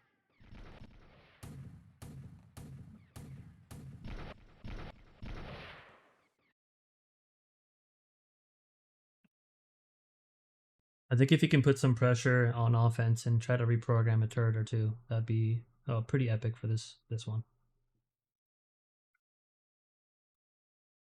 That's going to be asking a lot out of his defense to, maintain a push out. And like we talked about, Bonds is the medic you want in that situation to do it for you to get it clear. But if it's not him, I wouldn't expect the defense they're fielding to be pushing out too much this game. I think we're going to see more of a stabilized 5 versus 5, assuming that's what both teams start the game with. It's going to be tough, though, because Bonds is a really aggressive medic, and he's up against Jouet, who plays SL, but I'm not sure how he's going to do well against all that aggression headed his way. Yep. So are we going to be a focus of the medic versus the SLs on both sides? Both sides have much more experienced and advanced medics than they do the opposing SLs. Oh, so we might be in for a long one. It's going to come down to the swings. The swings, but I've also noticed at the moment when they swing, right? Because if they're swinging and they're already like pushed out already, Yep. it's gonna make it easy for the defense to kind of swing back home and just push them back out. And so if they're already deep and the swing happens, then you can definitely see some advantages there. So I see Chompy is in full right now.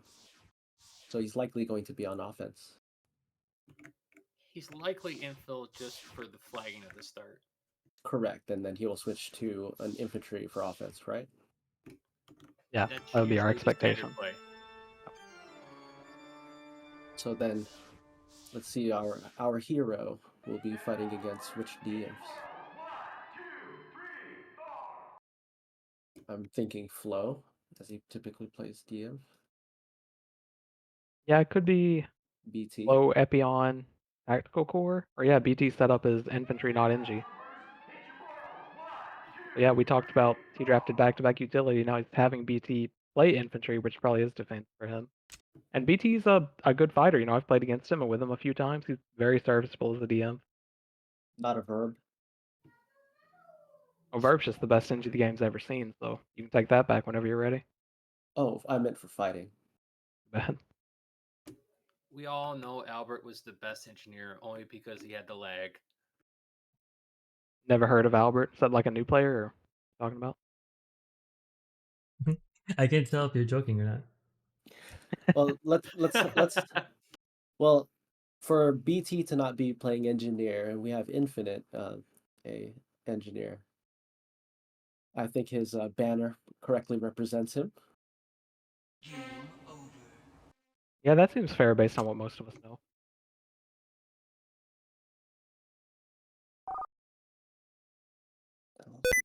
So let's see, will Infinite actually try to play as an engineer, or will he do silly things like 10-man info? Before building a Game base. is on. Who do you guys quick prediction before this game doesn't get too deep?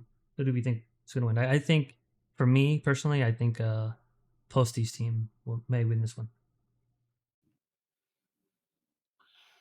It's Why? gonna be tough. Saab's engineer, he's not infantry, so that really takes away a lot of the fighting power on Posty's team.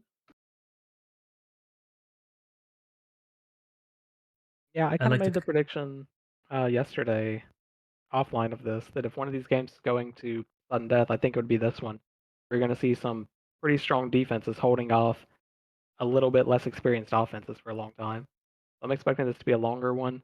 If I had to pick a winner, I'd probably pick Posty's team because they have, Solve's leadership running all different kinds of formats in this game. Yeah, that's something that sticks out to me is the strong defensive lineups on both sides, the weaker offenses. So I would definitely agree with your statement. What's ZMN doing on PTT?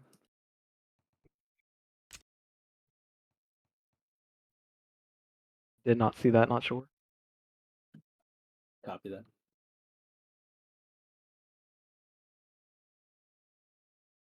Okay, so it seems like the teams are establishing their bases. Yeah, and like we talked about in pregame, all tactical unspec already is heavy. Figure he's not going to be O heavy in that case. Because they're on Titan side, it's no shock that they're taking F4. Tactical's very comfortable at that base and A7, similar to Tyrael, who we've seen play a couple times tonight already.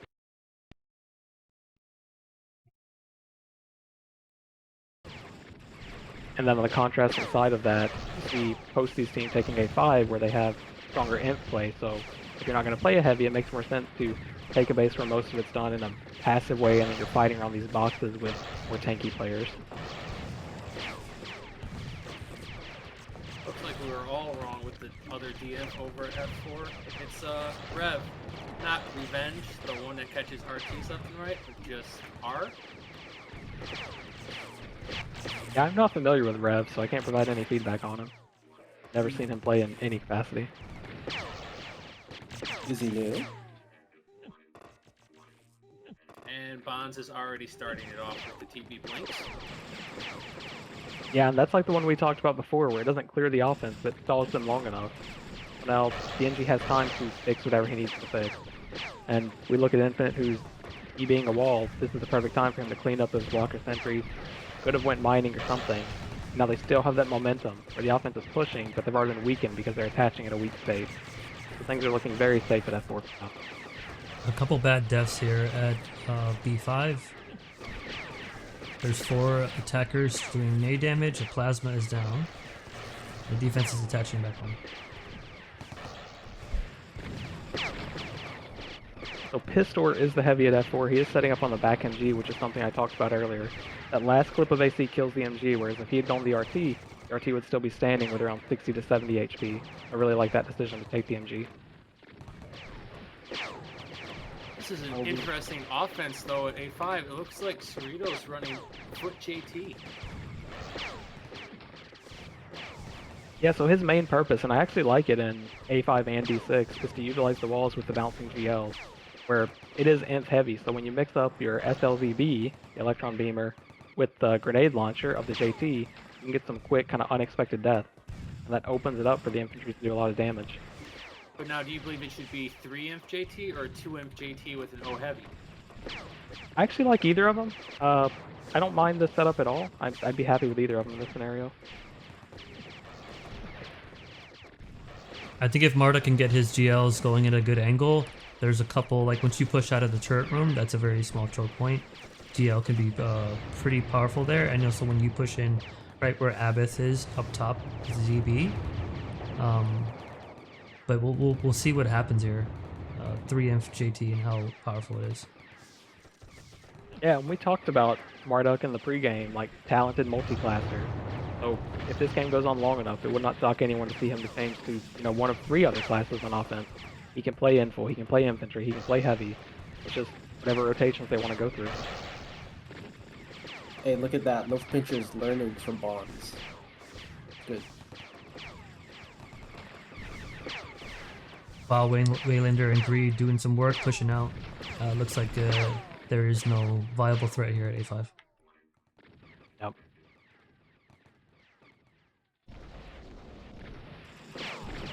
So, of these offenses, which one looks like it's gonna do some like flag capping first?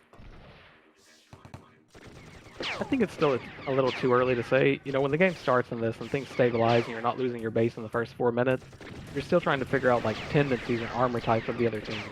So once you realize like, hey, this infantry's using P6, you can play differently against that and start to capitalize on that. Whether it's changing the lineup you're running or something to that effect. And at the same time as I'm talking, Bonds again for the flank. Looks like it could be a clear if he stays on top of the SL. And it is. And we get our swing. I was gonna say that I would go for their offense. Jouet, but Jouet died. But I do like that they have the heavy there, and I think they can do some damage if the Jouet can stay alive. It does make me sad, though, because that team has 4 people in spec, so there should have been plenty of people getting spec in. It's not that hard to find where they're going to put the TV with that kind of stuff. Yeah, I think that's one of those things where we're so less official draft league. Maybe these guys aren't practicing. Maybe they don't have dedicated spec info. But yeah, there's a couple things you want to pay attention to. We've talked about blinks to a long extent so far, whether it's storms or blinks. But yeah, you've got to have eyes on that in a competitive setting like this.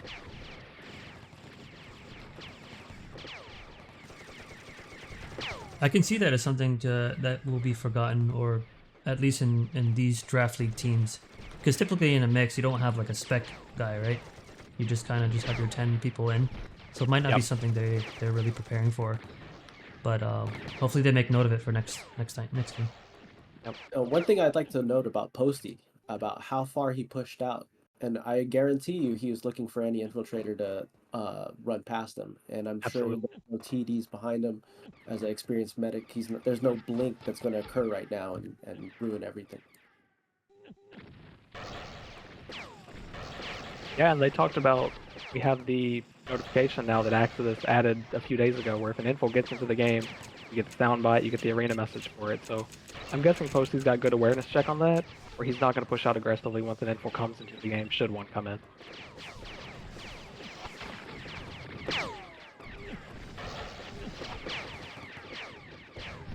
Back to the 5v5.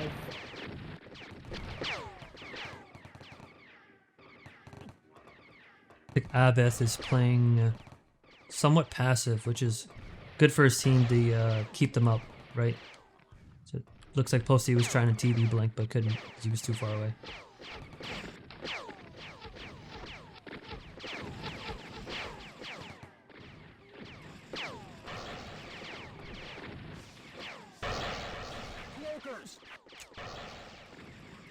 And just like we mentioned, there's an info sub. It's actually on Posty's team, and I would think Bonds is taking note of it.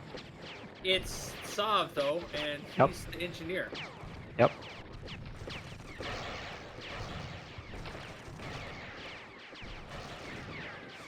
So sometimes you'll see this on Tin Man, like in mixes, you'll see Infinite switch off NG and go into info if needed. We typically don't see it in this 5v5 environment, so not sure if they're prepping a sub or they have some other plan, but yeah, they're trying something different, it looks like. Do you think it's wise for an engineer to be swapped out during 10-man?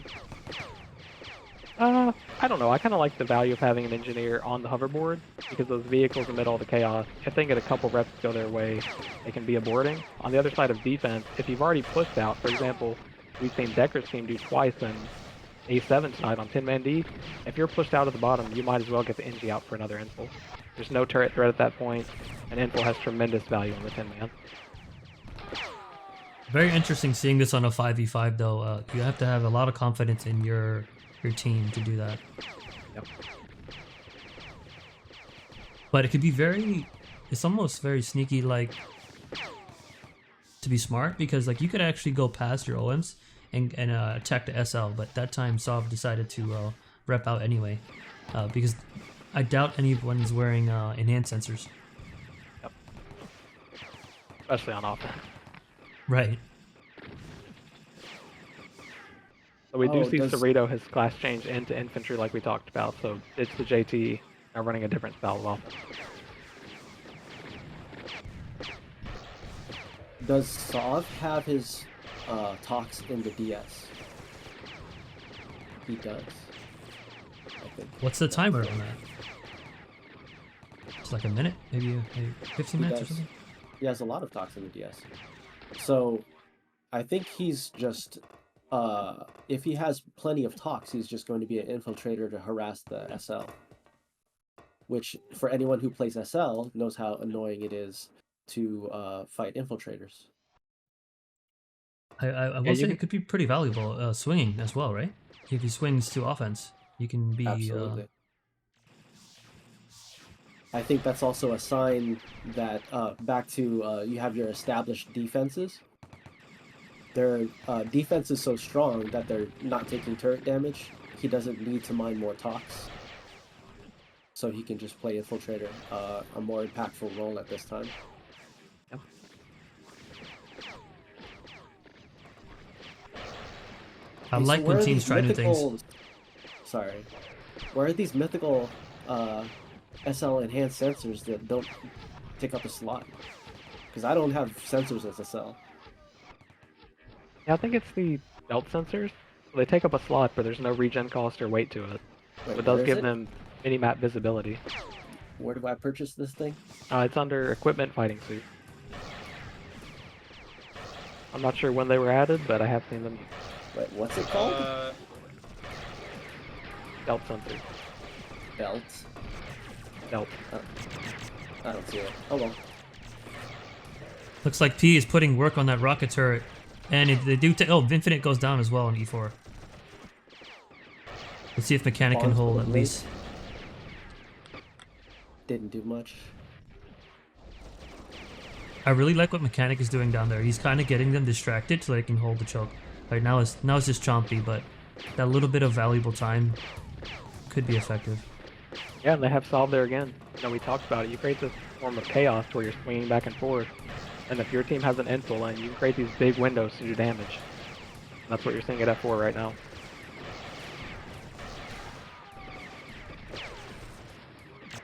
Very innovative. what- I don't think we would have seen this, but in the draft league, it's good to try new things.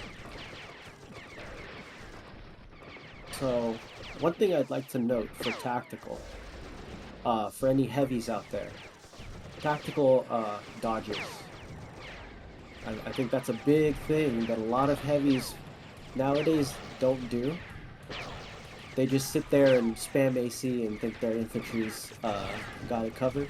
And then when they die, it's like, well, my DMs suck.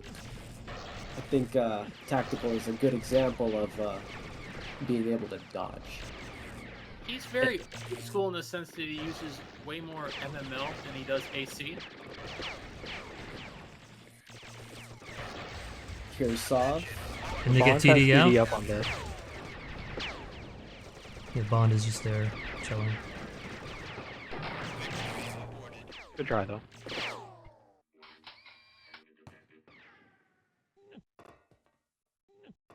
And that was well played by Bonds too. You know, he didn't get too close to the action, so he's sitting back with 400 plus energy. No real risk of dying as they attach in and look for him. Whereas, you know, less experienced medics may run directly at Saw, and as people attach, they're in threat of either having their TD turned off or just straight up killed. But Bond Nope, stayed he- at a safe range to keep it TD'd. He immediately recognized his #1 priority at that point was to stay alive and just keep TD on in the flag room. Let the killing be done by the turrets and the other people on his defense. The way we this have is gonna go ahead. we have an opinion. Hot swapping classes is cancer. What do you guys think?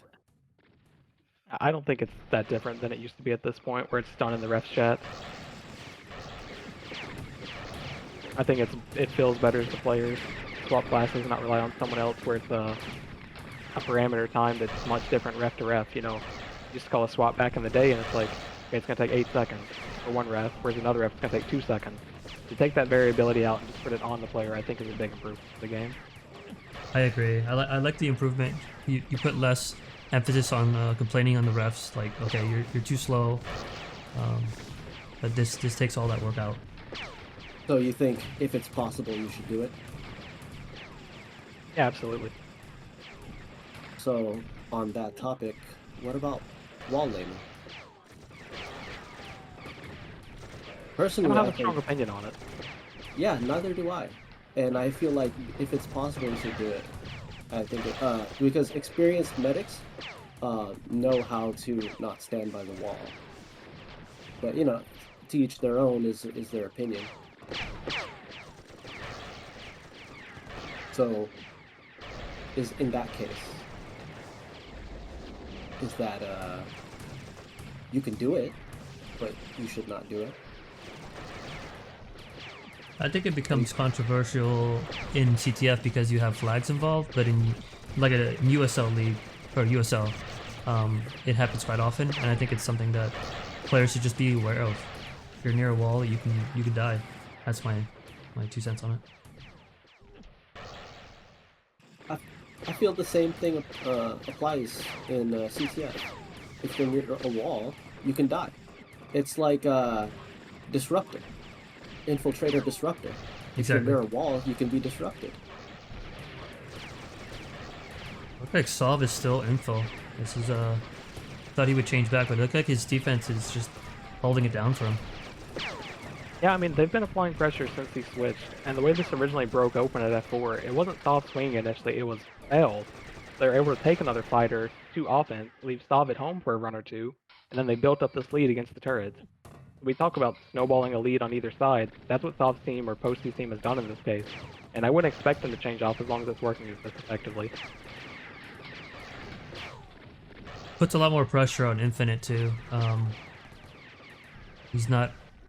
He's probably not able to mine as much, right? With this much pressure.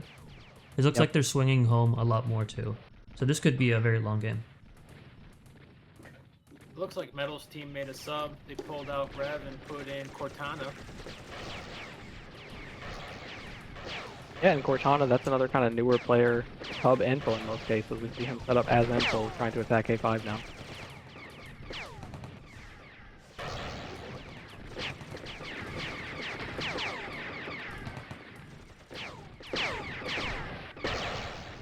Has any turret damage occurred at A5?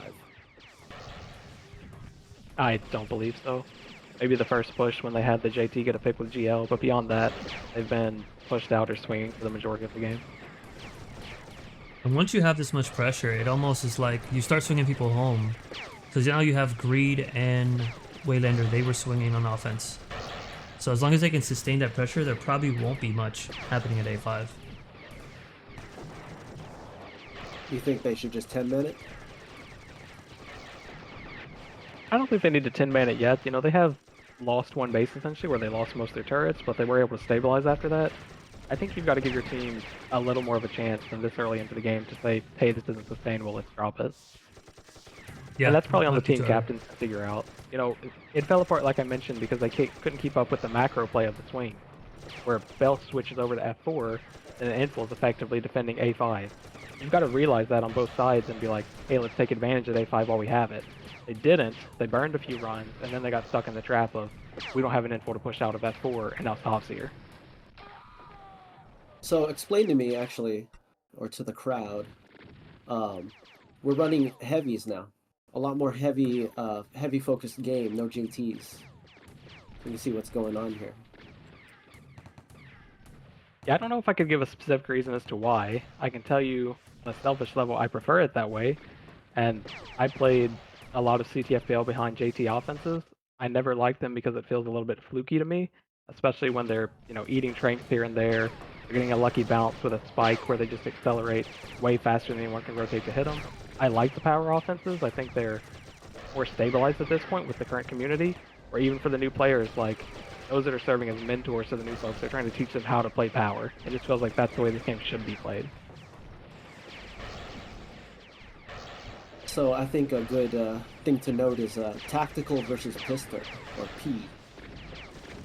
I will point out, Tactical's just been sniping Pister, and Pister's doing the thing that Tactical does. Has not been doing the thing that Tactical does, is dodge. Yeah, absolutely. And I mean, that could be predicted looking at the lineups. We talked about Tactical, and he's playing on this giant reso, so he sees the incoming damage. Nothing's a surprise. He's got a reputation in skirmish. I can't speak to it because it's not my zone, but he just seems like a really smart player. He's aware of what's coming and knows how to get ready for it. So he's a skirmish guy? That's my understanding, yeah. Yes. Of course. For those who don't know, skirmish, the bullets go very far and very fast. So you want to shoot very far, and Tactical's playing heavy, which wants to shoot very far. Now, Pister, on the other hand, does dabble in both leagues, but I do like how he's playing here. He's very aware. In this run right here, he got hit by a lot of AC, but at least his turret damage, he's moving pretty well, in my opinion.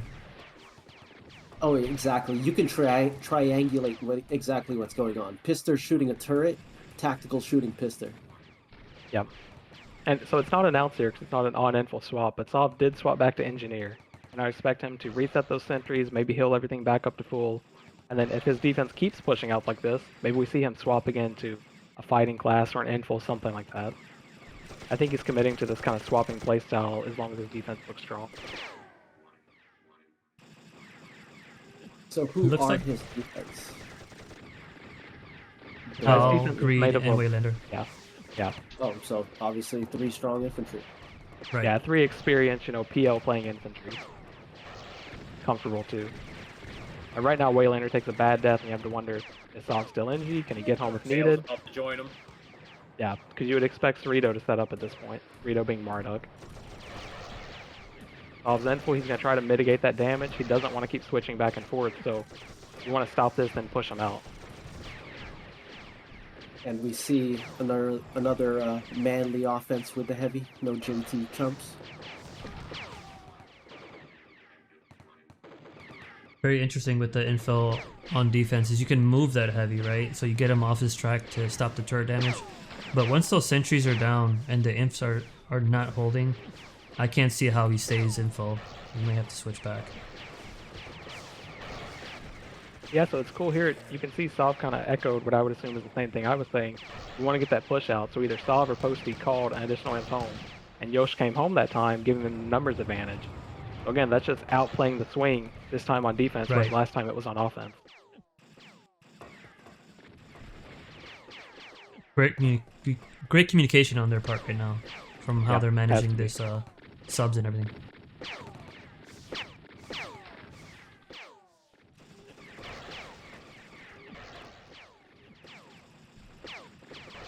I can only imagine also the drain with EB and Call.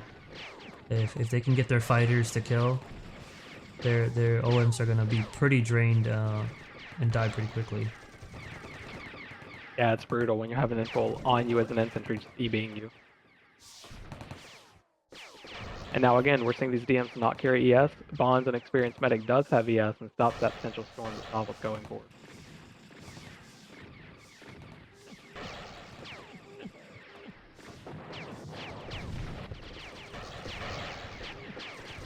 Now Posty's team needs an answer at A5. They get it, Sov shows up, heavy drops instantly, so the Reds aren't in too much danger. He's really timing that really well. Yeah.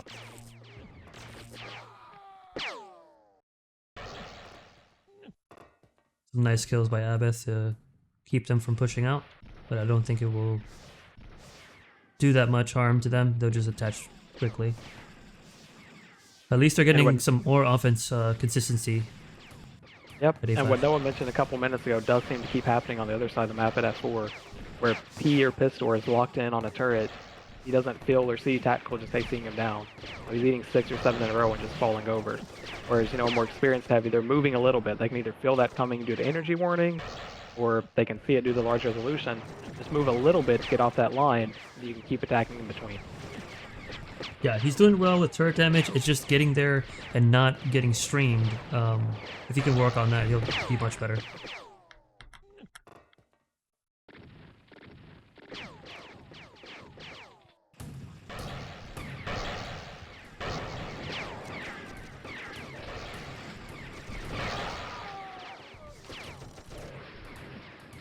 So what do you think we need to see to break this stagnation? Well, we could see something here in a moment at A5, for example, where again, they're going to need an answer because those blocker sentries are gone. So if Sov shows up like he has now, but they don't get, you know, a cleanup, they're going to start taking turret damage so they can't immediately answer. So it still costs him time to switch class, go back to NG, wait for that swap if needed and whatnot. So I think for A5, if these DMs misplay a little bit, this offense could quickly take advantage of it. For F4, I think the OMs are going to have to move tactical to create that space for Pistor. I don't think Pistor is going to magically change his approach and start dodging these streams, so he's going to need some help from his team to move the heavy to get off him. Yeah, I agree. With the A5 thing, the defensive infantries, if they can play a solid game, they'll hold this for the entire match. But once you make that crucial mistake, nice. So once they make that crucial mistake, then that would be the problem here. I'm thinking Sov is going infantry because of the offense and not the defensive part. Maybe try to apply more pressure on them. He's clearly fighting on defense. But yeah, interesting. Another interesting note, right? If you're playing a offensive heavy, you would be expecting heavy turret damage, right? But that's clearly not the case right now. So little turret damage, Sov is not even playing it. Yeah, I think it's a credit to the swing playstyle though from Posty's team. Like I said, they're winning swings on both sides of this, where they're getting to offense faster when they should, and they're getting home right before things are getting critical. I don't think it's so much the lineups, it's just their coordination's been really good. And just as I say that, Bond, again, who I think is the MVP of that team so far, is pushing them out, almost getting the clear, but the late attaches come in. And Duet dies pretty much instantaneously. No clear, He though. did his job, though. He stayed alive just long enough.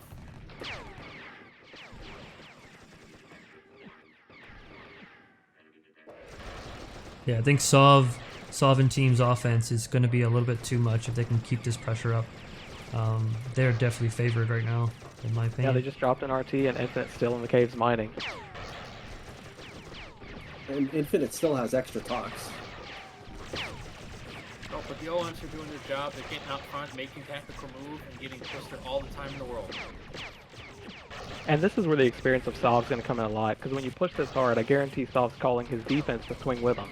So he anticipates the swing of Bonza's team ahead of time, and they're ready. You can see the numbers trickling in at F4. Yeah. Where it's not 5 versus 8, it's 8 versus 8. So they're ready to take I love where they're advantage at. of the position. I love where they're at as well. They're deep there, so if they attach, they're in good position to do some damage here. This would be heaven for Pistor, this position, if he was up. If I'm Yosh, I try to hold here as much as possible. That's going to be hard because you're looking at the numbers right there and you're counting 6 to. Yeah, exactly. You're right.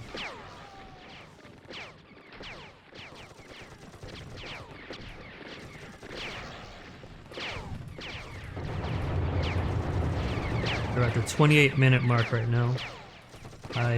If things keep going like this, unless something really drastically changes with a lineup or some kind of huge swing, there have been swings already. I can see this going to sudden death.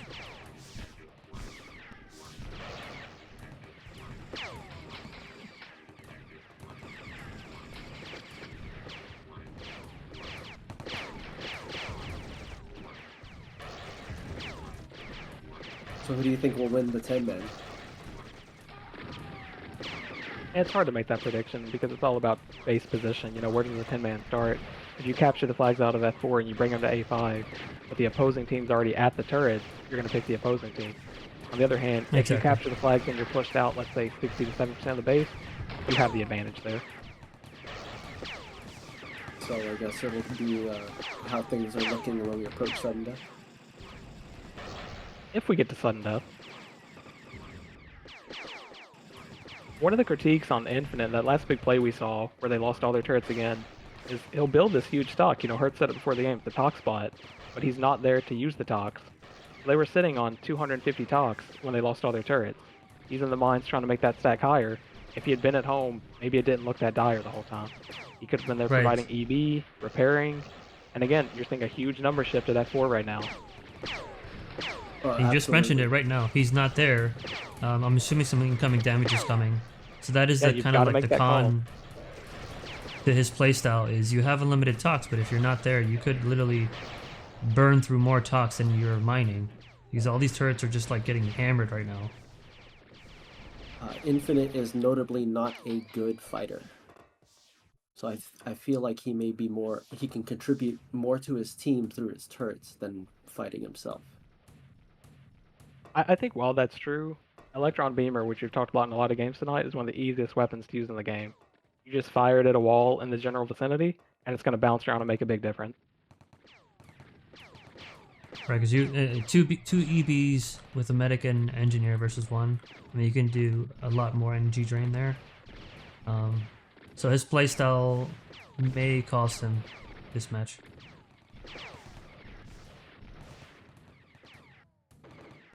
Does Infinite even have EB? He usually has EB and Gravitron, one of the more unique setups, but he's just not home often using it. What do you feel is the meta engineer setup? I think it's EB, Flamethrower, maybe 1 BR, something like that. And then all the kits and hoverboard.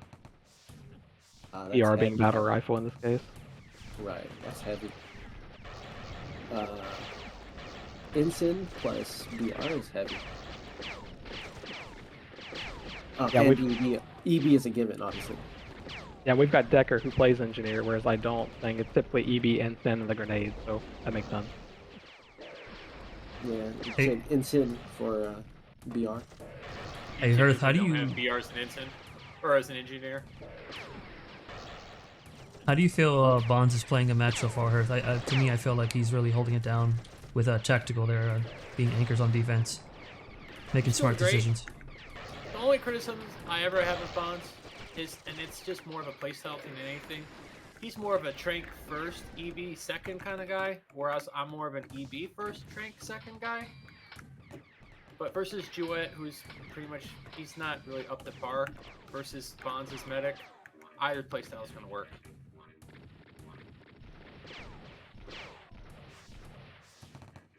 Oh, the EB suddenly comes out on those comments. He was listening. He has the comms open on his other screen. He actually just told me that. So A5 now taking a little bit of turret damage, still set up his imp. He's going to have to switch to Engineer, have someone switch to heal that turret. Otherwise, Metal, who I think is leading his team from spec because he's not in the game but is on their sub team, he should be making calls saying, "Hey, don't play so passively. Just take in turret damage. There's no way for them to recover it." Right now, he's making the call because they just got A SL huge swing. blinked. Yeah. Bonds with a blink. Again, Looks yeah. to clear. Infinite was home there, and there's no notable damage here at F4. Let's see what's going on the other base.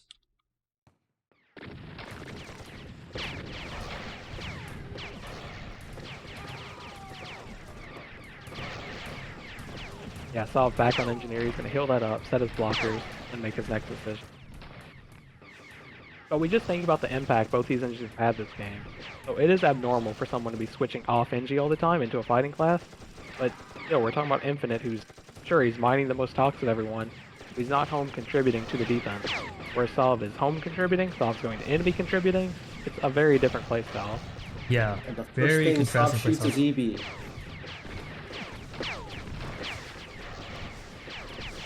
Strongest gun in the game, EB. I saw Ghost Bomber join the game. I'm not sure who he got subbed in for, but he joins the game on Bond's team.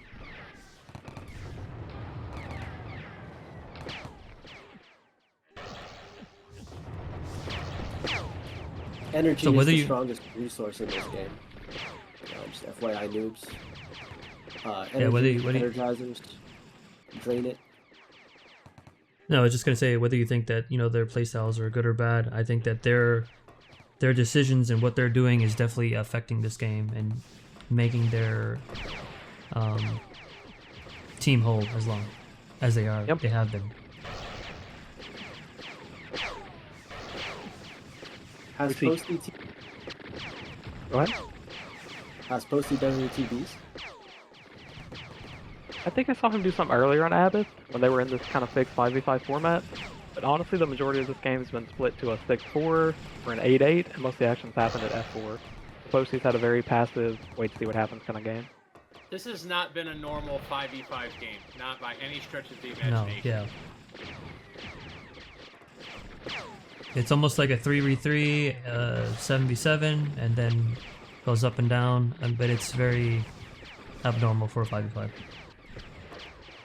And now we see the numbers advantage at A5.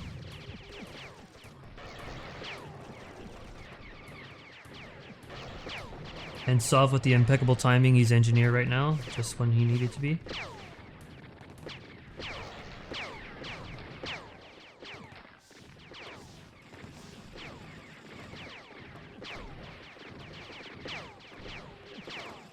We're approaching 35 minutes, so 10 minutes left for sudden death. Yeah, and sudden death is pretty controversial because most people, watching this stream, whether they're coming from Skirmish or the CDF community, it's obvious that Posty's team has had the upper hand. They're the ones applying the pressure and whatnot. The other teams are trying to find a window on Metal's side. If it goes to sudden death and then Metal's team gets that flag, it's frustrating. It's a weird coin flip thing, and there's a lot of discussions happening about, is this going to be the way going forward? We're going to leave it up to chance like this just to get the games out of the way. Personally, I don't like the setup as is, but I think it's going to be this way at least for the remainder of the draft league. What suggestion would you be for a better system? I like the different suggestions folks have had about reducing player power on both sides as time goes on. I've seen one like increase death timers. Of course that's not going to feel good, but it's very fair to both teams, where at a certain threshold the game gets harder. Whereas when it comes to a flag spawning in a random location, that's not really equal for both teams. We don't have perfect spawns coming out of the dropship, so even if you send people to the dropship and it's a race, it's not going to be even on both sides. But I like the player power reduction one. If people want to get the games over, instead of playing the long games, I like slowly kind of choking the game out until a team can win. I think that's a great idea. I think a good way to reduce player power would be once sudden death starts. If you die, you're dead and are no longer in the game. That will end the game quickly. That's a little extreme for me, but I can see where you're coming from. I see where you're coming from, but depending on what position the offenses and defenses are when it goes, yeah, it's way too drastic. Perhaps, but if you know when sudden death is going to occur, there's a specific time frame, then it's like, okay, well, we need to conserve ourselves at this point in time, or are we in a winning position? It's we need to make a call, which is kind of like sudden death, right?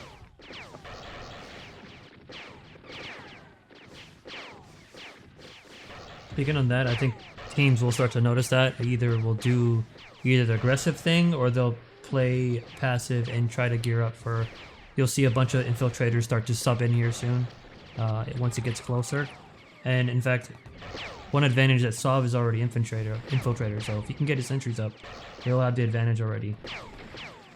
Think about the possibility of a legendary duel that decides a 45-minute long game. You know, all the pressure is on you to win it for your team. You're last man standing. I think that'd be pretty epic. The Don't you potential. want the win to be because of the team, not because of the individual? Well, your teams are even for 45 minutes. And then your standouts are going to stand out. I feel it's a little anticlimactic. Or maybe either too extreme. But yeah, I think some kind of balance is needed for whatever decision's made. Isn't And that contradictory? Sorry. Anticlimactic, but, like, not climactic? Well, it's kind of reducing the effect of the first 45 minutes of the game. So if you make it this sudden death thing where either you stay dead or it becomes this dueling ceremony, essentially where you're trying not to die because you're perm dead, you're taking away the lead that you built on minerals and whatnot. Whereas if it's something more neutral to the game but makes an impact and more punishing to take deaths, like an increased death timer, that's a much different evaluation than, oh, you called a rep to RT, you're out of the game. I see. Well, I think I probably have the bias as a dueler myself.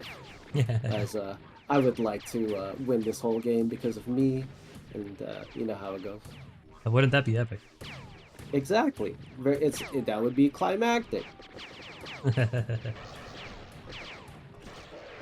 We're approaching what? 39 minutes now. Let's see what kind of things teams do here. I wonder if Sov's team makes a move. I know it's not Sov's team, but somebody's gonna eventually do something.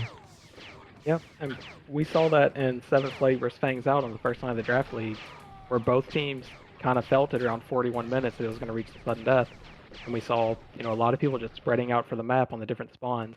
Which, correct me if I'm wrong, but I think it's all the bridges are eligible, and there's a spot in the caves that's eligible. I believe there's actually 2 spots in the cave that are eligible. Yep. But you're right, you will start seeing very likely class changes in the next few minutes as people prep for it. Oh, like Sov for the past 45 minutes?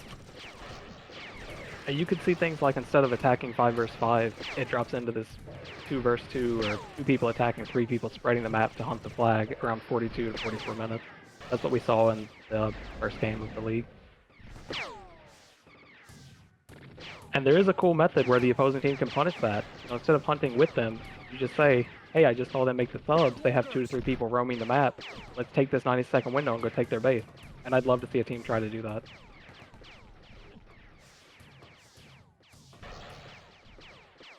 Yeah, that's interesting. We haven't seen that yet, but maybe this could be the match for it. Yeah, Sov is Different infiltrated. strategies based off of that.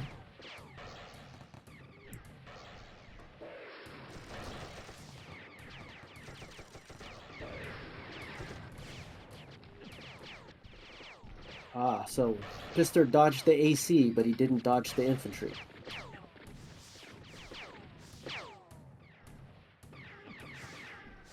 They're different play styles with certain L heavies, and I think he's more of the type to just kind of focus on the turrets and not do any fighting by the boxes. So, not sure how much he's been playing L heavy, but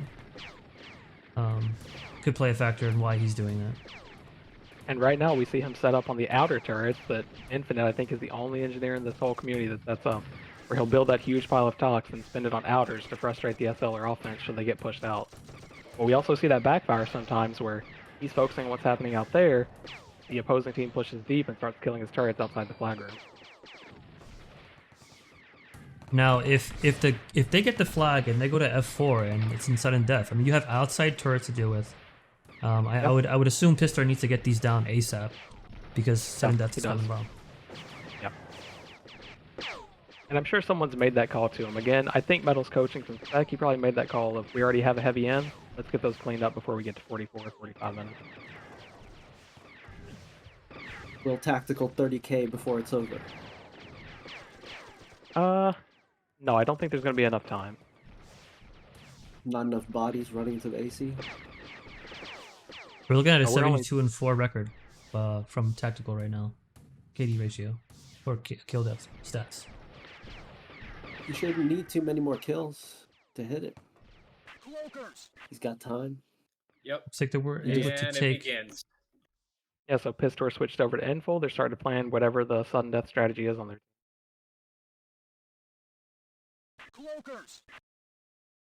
All those rets were cleared at E3, but if you're looking at Infinite by chance, they're building them again. So he's using a limited resource to build a luxury item, and we have seen that backfire before. Yeah, I would think if Bonds and company get the flag, I think that they're favored to hold. So we'll This see is what happens interesting. here. So, Metal's team has infiltrators in spec. He's having the subs done right now, as opposed to actually announcing the arena message. So he'll have infos in, but there will be no messages, or at least currently, because they've been posted minutes ago. Sneaky. Do they need to add that as a rule to like with cloakers also state switches? Possibly, but you could also have your argue that your captain should be aware of whoever's doing spec info and say, okay, this player's getting subbed in. What class are they? So I mean, yeah, you could say they should add it, or there could be opposition to not add it. But I could see your point. I mean, if they're coming down from spec, like you said, Herth, it's no different than it was in CTFDL. It's done in some form of a captain's ref chat, and then both teams can see it. They can make that check just like we did, straight to the player chart, and warn our team, like, hey, this class is coming in. Well, Yeah, I'm not but mentioning it as it like it was sneaky. I just find it interesting that he's going to use other players to play infiltrator as opposed to the ones he already has in the game. Yep. All right. well, would Yes. a new player find that fair? Hopefully, they have the communication and the leadership to just be able to say, "Hey, look, I'm putting it in infiltrator. They're putting it in infiltrator. Be aware." Especially at this time of the game. You should Yeah, have yeah, PS. We're all old here. We just deal with it. We're used to these things, but Sudden death. you know, Chompy's got Top it. Chompy's bridge, got it. Chompy's got Top it. bridge. No It TD was on him, he's beat- out. And that's what I mean, you get to this weird coin flip scenario where it's like, okay, did they really earn that, or how does this work? And Is from Chompy there, the the other team's MVP? scrambling to get there. And Chompy, as the we were- up-and-coming MVP. As we were discussing new meta earlier player? about 10-mans, right? You notice how they're just at the choke and Duet's there. This is a bad position for the 10-man offense to be in at the last well, not the last choke, the beginning choke. So they have to Yeah. work just as harder. Yeah, there's no progress on the base, and a lot of 10-man is about organizing reps from the infiltrators. So they can create this bubble to push you back, and because you're already up front of the base, the infils can safely take a death, exhaust all their reps like we saw them do a second ago, and they're going to be back for the next push. Whereas in a normal scenario, they may only get that first one before the flag goes threat. So you have these 12-second windows as the infils die where you need to make progress on the base. And if you don't, or the base is too much of a walk like we're seeing here, you're pretty much stonewalled, and now you're panicking. Yep. And great reps, timing of reps by the defense so far, and probably accounts to what infills they have in. But they timed it so that one is then over, and then the next one dies, and the next one comes up. So right now, Solve is repping, and then it's Duet. So and they'll just keep doing that. Too far for them to go. Yeah. So 2 for 2 now in sudden death games. The team that captures the flag wins with no abort. That's just how this is going so far. MVP choices. If it had been the other team, I would say Bond. If it's on the winning team, I think Sov can take MVP on this. I think, yeah, it's a safe bet. It should be solved. Yeah, I agree. If it was the other team, I actually would have went with tactical, but I think it should probably be unanimous that Solve would be MVP. I completely agree with all of you guys, but I would give it to Chompy. He grabbed the flag and won the game. The only flag that matters after a certain threshold. Right. Exactly. And I That think was his that breakout play that we talked about. Chompy is the man. He is new. He is meta. He is the winner. Unfortunately, the only capture that matters in the whole game. very anticlimactic for the previous 45 minutes. I think a duel would have been more entertaining.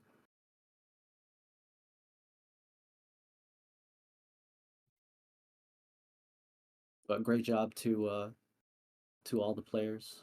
Sov obviously the standout.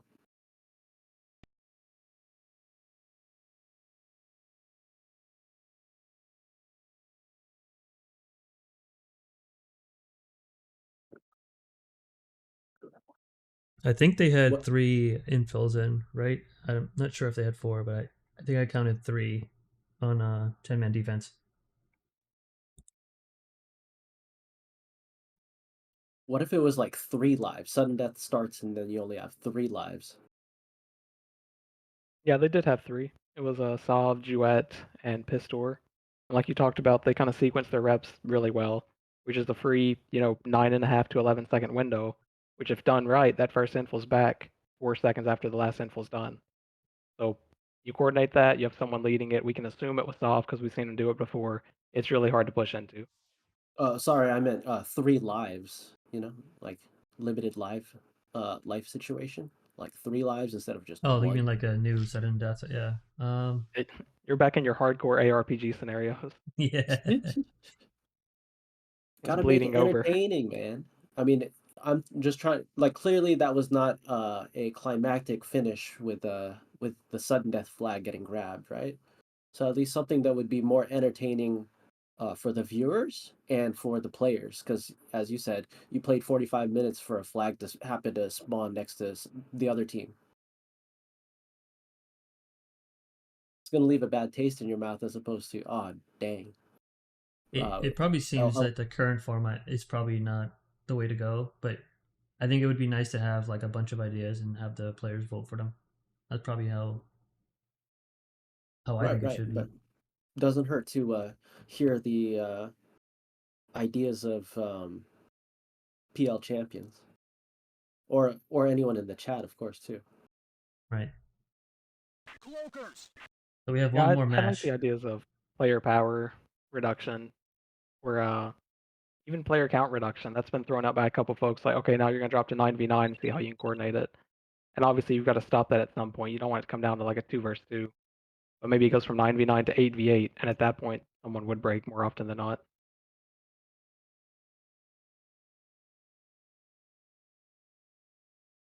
It's gonna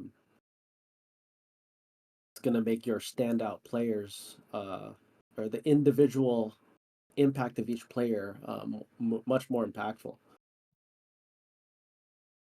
Like not to hate on anyone here, but if a pistol gets spec'd and a tactical gets spec'd, those are different impact right there. Yeah, I mean, they could do something where the captains vote on it, as the game progresses. It takes 10 seconds to say, okay, you get to force someone from the other team to be spec. Who do you choose? And if it's that open, maybe both teams say, I want the NG out, I want the medic out, I want the SL out. Just whatever you think creates enough chaos on the other team, similar to the chaos Solve was creating by switching back and forth all game. I think could be a strategy that's technically fair to both teams. It gives them the Mm. equal opportunity at least. There's going to be meta choices though. It's just going to be like, okay, right off the bat, you lose your medic. That's number 1. He's the most impactful player in uh class, right? Well, that being said, there's nothing to say someone else can't change to medic at that point. Uh, all right, Because so they're it going to can't have be the purely opportunity to positionally drop their. focused. Are they going to have the opportunity to drop their TSO and hand it off to the next guy that's already ready to play medic? Yeah, I think they could figure something out for that scenario. Like, hey, you get a 20 to 30-second warning. You're being removed from the game. Not allowed back in. Enjoy spec. I think that might be like that's a rough interruption if you're like possibly in a very like heavy uh 8 man swing situation. Yeah, but you've got to take the counter contrast of that of the rough interruption we just saw. Imagine both these teams didn't spread the map and one team was attacking, and then suddenly sudden death triggers. I mean, that's just terrible gameplay that everyone would agree on. You had all this action at a base, and suddenly it's like, oh, someone got to the flag, and the game's over. Oh, absolutely, absolutely. Appreciate your opinion. Hearth, how about you? Yeah, opinions? On the whole sudden death, Yeah. I don't really have a strong opinion on this is the right solution. I'm probably can tell you what's the wrong solution more than I can tell you what the right solution is. That's all right. I mean, it's we don't know the right solution. We're all just trying to point ourselves in the right direction.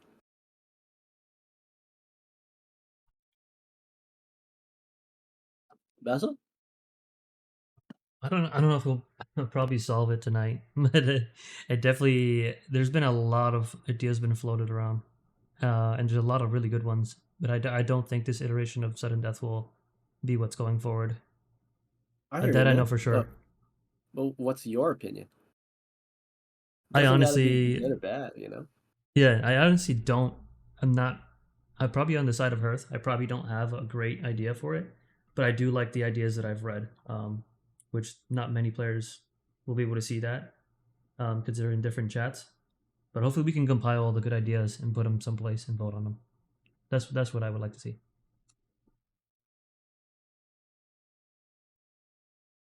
Just let them die off naturally instead of getting forced off by the enemy captain. I feel like if I died, that was my own fault, and I used up all of my lives. If that was the case, then it's my fault.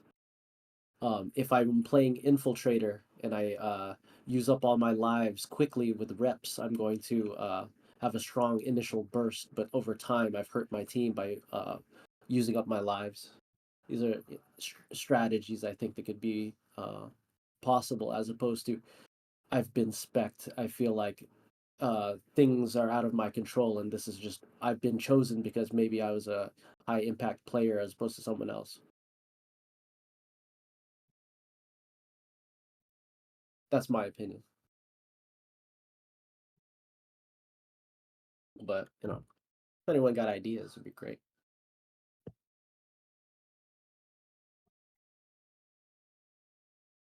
Definitely see where it goes. It's definitely been a controversial topic. Not good or bad. It's just more of like something people are just kind of have been talking about a lot. So we have one more match coming up. Um, So I'm they're really bad saying in with chat. names. So they're saying in chat, well, it's like in football, right? But in football, you have downs. In infantry, you don't stop the game. Hey, everyone, please stop. I need to drop my TSO, and then I'm gonna hand it off to this other guy so that he can switch classes. So everyone just stop where you're at. I'm like, come on, man, that ain't gonna happen.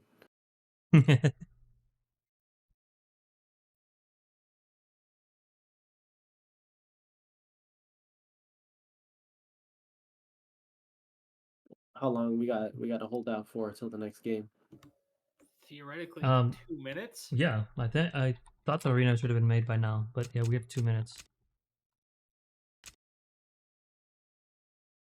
We'll see what's going on. I'm gonna take a small break while they figure that out.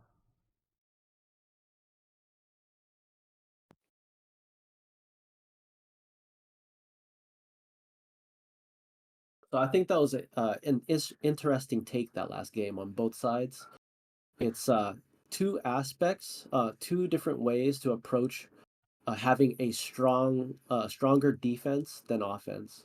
Like we already acknowledged, the defenses were established, longtime players, and the offense were your leftovers, if you will. And it's the same analogy of you get your BDSD and then throw whoever left on O. Um, so Infinite chose to make outers and do other like stuff that Infinite does. And Sov just said, "Hey, I don't need to play engineer. I'll play a stronger fighting class."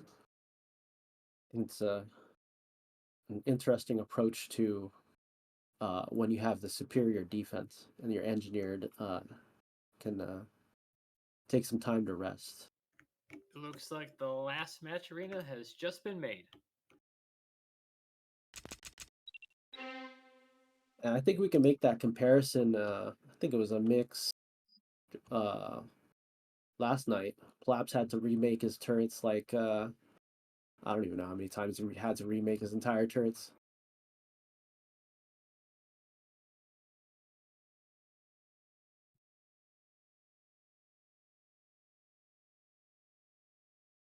So let's see who's playing.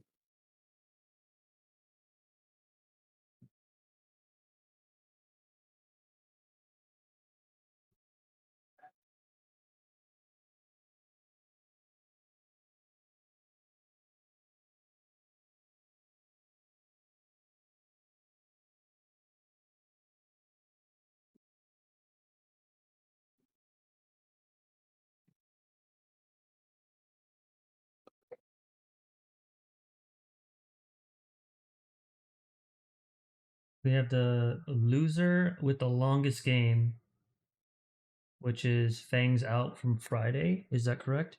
And the winner of the fastest game.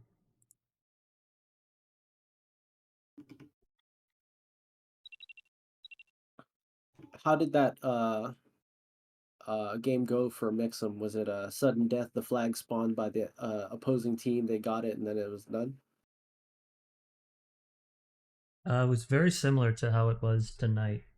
My memory's complete dog crap, but 47 minutes is what the time was. Similar fashion, they were able to hold. I'm wondering what the difference in time was between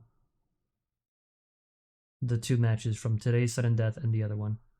But Was anyone here from Friday, the chat included? Does anyone recall how that Mixum game ended?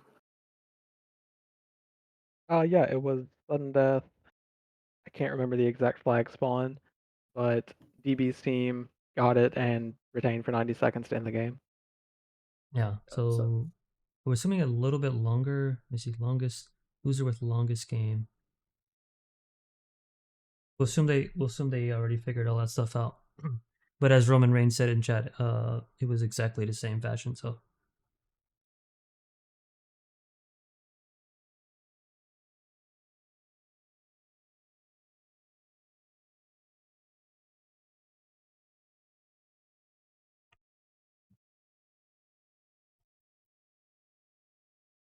this match would end the night one bracket, which was games 1 through game 5. And so next week we'll have a semifinal matchup, and then we'll have the lower bracket. So the lower brackets will have to survive. I'm assuming they'll get eliminated. 2 teams will get eliminated. Actually, 3 teams on next week. So today nobody gets eliminated, but next week there will be eliminations. So I'm a fighting game player. And we say losers bracket, and I know a lot of esports got to be they want to be nice about it, so they say lower bracket. What are your guys' opinion on that? I'm probably a fan of a lower bracket and upper bracket, but because I mean, there's just the tournaments I've watched, but I don't really care what it's called. Yeah, it's just semantics, but it's to each their own. I'm just curious to everyone's own personal opinions. Yeah, if I was participating, I'd be fine with either. I've seen it as the upper bracket, the lower bracket. You have your finals versus the grand finals, where a team can climb back out to make it to the grand finals, depending on the esports structure of the tournament. But I think for most intents and purposes, this is just a double elimination bracket, giving a team a chance to fight back and still make it to the finals. But that being the case, I think Beso, you mentioned a minute ago, there's no eliminations tonight. Are you sure about that? Because if Mixum's team was to lose tonight and they already lost the first game, are you sure they get another game next week? That's a good point. At least from the bracket that I've seen that Z-Man posted, there were no designations for team eliminations, but that wouldn't make sense, would it? If Fangs Out were to lose twice. Yeah. It's double elim. I'm assuming, right? And it could just be an error on the graphic. So hopefully somebody can clarify that. I think you're probably right, Angelus. Yeah, well, I'm getting some offline information explaining that it's not double elim. It is Mixum's team kind of counts as a win for having the longest loss. So even if they lose this upcoming game, they still drop into that first slot of the losers bracket with a chance to begin to climb back up. Okay, Okay, that you that got makes sense. it. I got you. It's yeah. It's We're not full esports here. This is your club bracket style. We have to make do with what the teams we have, right? So I guess it's the No, best route it's they've much chosen. better. Yeah, it's much better for the players this way. They'll get Yeah. more games, more experience. This is for the players more than anything, not for us people just talking shit about it.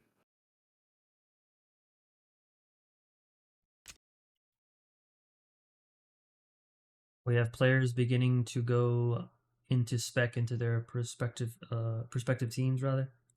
So we'll see what the lineups are here. Any predictions so far while this game gets up and going? Who we think will win? I think we have a hunch on who could win, but what do you guys think? I need to see the lineup in my face, see who's how they stack up. Yeah, we really need to see who shows up for Fangs Out tonight because we mentioned on the first night they had a pretty bad showing where I think, similar to what we saw tonight with Verb's team, they were missing 4 projected starters. That resulted in a lot of their fighting classes moving around to utility, and then they have deeper depth coming in at starting fighter classes. So if they have a better showing tonight, it should look a little bit more even on paper. If they have a similar showing, I would pretty quickly give the advantage to Posty's team, as they've shown they have depth and different class changes they can make throughout their roster. So Just based off what they've shown, I would go with Posty's team, but very interesting. At any given night, you don't know who's going to show for these draft league matchups. So Yep. who's the player to watch? It was clearly chompy that last game. For the last 90 seconds.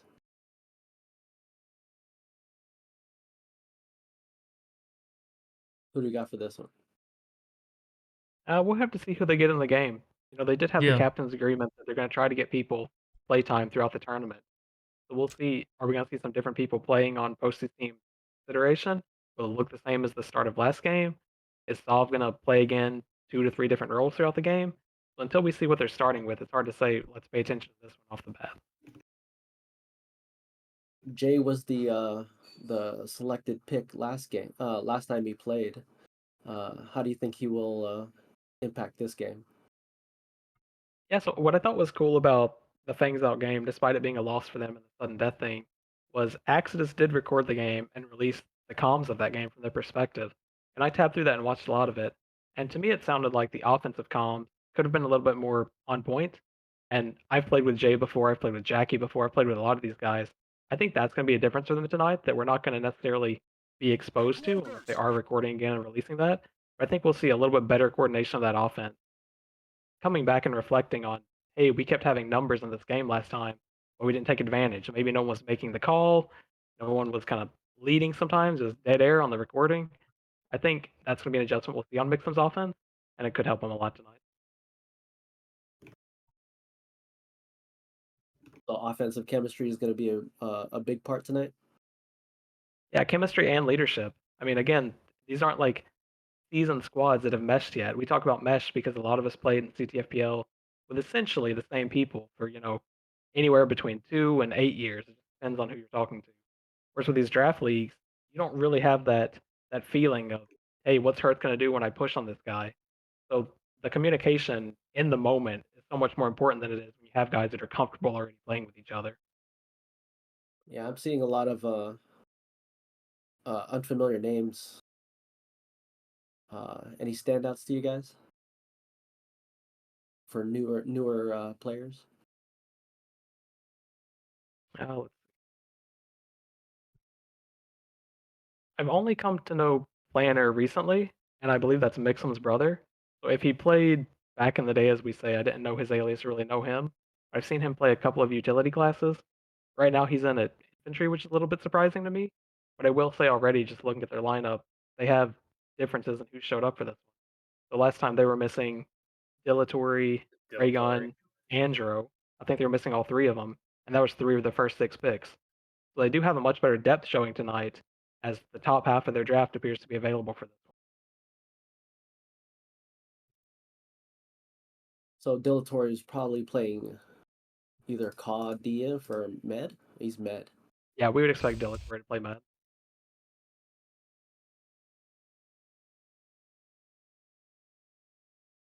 and their engineer. Probably mix them. Mix them.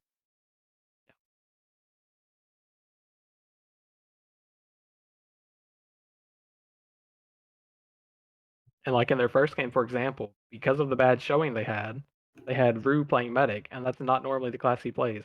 This time you see they have Rue playing as an SL, so he knows how to play the class, he knows the function of the class. Whereas in their first game, they were so far down their depth chart due to attendance, they had essentially a pub player playing SL. So the same way we talked about Loaf Pincher a couple hours ago, not really knowing the competitive and organized playstyle, that's the kind of SL quality they had in their first game. So I think Mixum's team could look a lot different tonight than they did a few nights ago.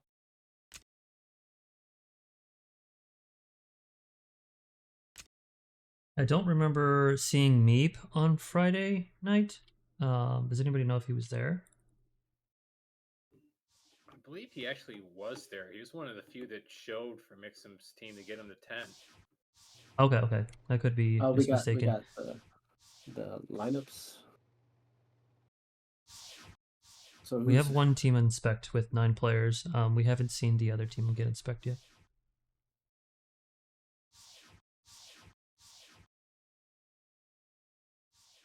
Who do we got? Who are the medic, engineer, and SL for Posty's team? Is it going to be the same ones? I'm looking on the profile chart to see. Medic is Posty, at least for the time being.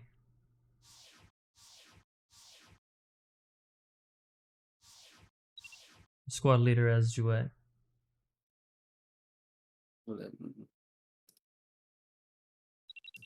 Yeah, they had Raygun in a second ago on things out. I'm not sure what's going on, but he's currently out. Now this is very interesting. So in terms of getting players to play, now you're getting to the point where matches start to matter, especially during eliminations. Is now the time to play those players, since you can't get eliminated tonight?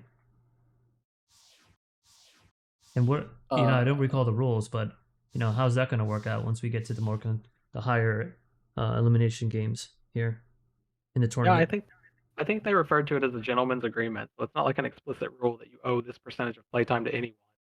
But because it's supposed to be a for fun league and kind of introing a lot of people to the organized playing, they're saying that, yeah, we're going to make sure everyone gets a chance to play. And I think it's a good call out. Tonight is lower stakes because it's not tournament ending for anyone. So it would make sense to see some of that depth get into the game now. Whereas next week, you get closer, further down the bracket, elimination time, you're trying to get to that playoffs where it matters. And yeah, I think it makes sense we'd see that depth tonight. Get some players some playtime, and that is what the purpose of the draft league is for.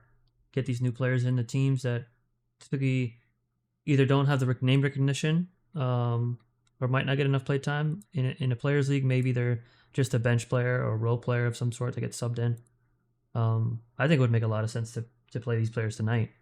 If I was trying to win this thing and try to get more serious as the tournament goes on.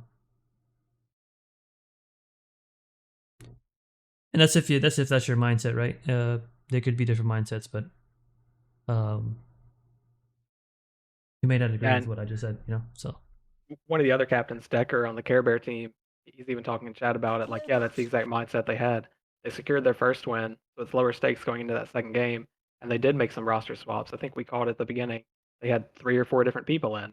So the gentleman's agreement does seem to be pretty much in place so far. We haven't seen any, pure disregarding of it. I think no one's taking this too seriously. They want people to play. Exactly, and that's what the goal is. So, and I was actually curious as to why Decker wasn't playing. So now that it makes even more sense that he just confirmed that. So definitely a little overtime, but this should be a very interesting game.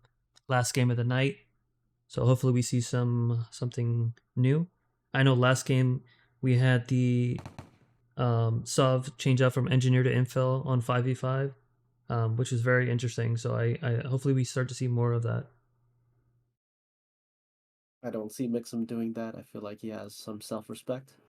He will be engineer throughout. It's definitely not something any team can pull off. You have to be pretty confident in your defense.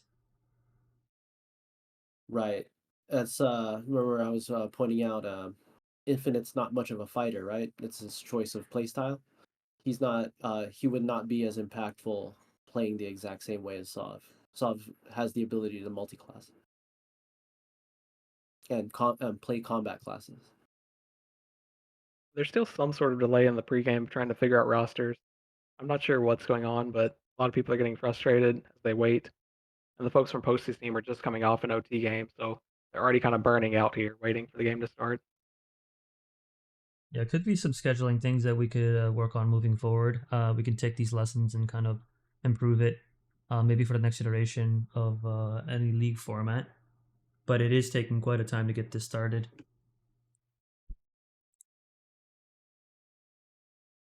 So there's this app website that you could use. They can just sign everyone up for. It's when to meet. Everyone can just fill in their times, and then it will show a overall highlight kind of heat map of when people are most available. Yeah, You that don't would have have been to. really useful back when I was captaining in squad. I definitely hated the fact that I would have to reach out to everybody. I mean, we're talking a long time ago too, so things have gotten better with technology. But that seems pretty helpful.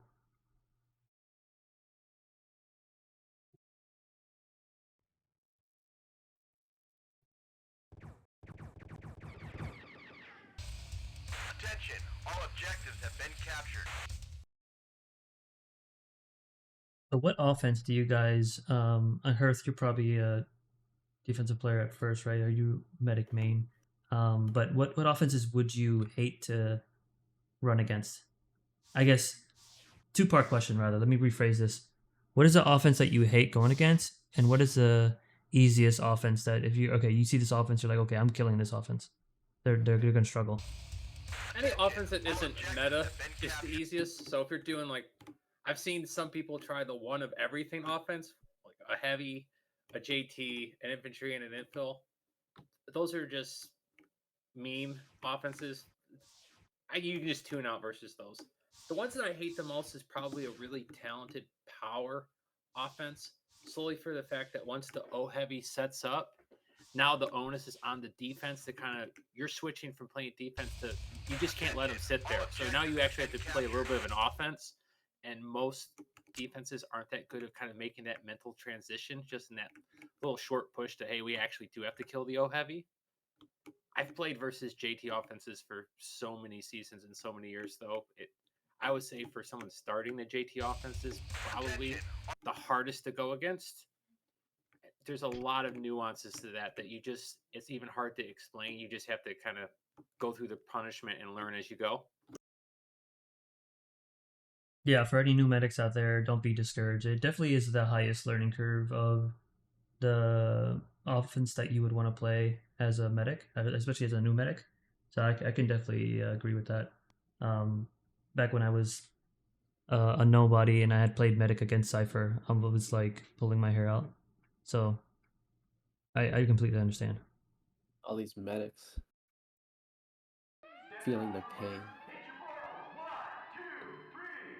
So who are some standout power offense people that you just really hate playing against her? It's not so much that you hate playing against them, but they have a heavy influence on the game flow. Player wise, typically it's even really less on the O heavy, but it's the O imps that dictate how well a power offense goes. You're up against Smoka and Angelus, players that really know what they're doing, how to protect the O heavy, when to rush in the flag room. Those are the offenses that keep you on your toes because you never really feel confident in your position because you know one wrong death, one wrong repulsor, and everything changes in the span of a second.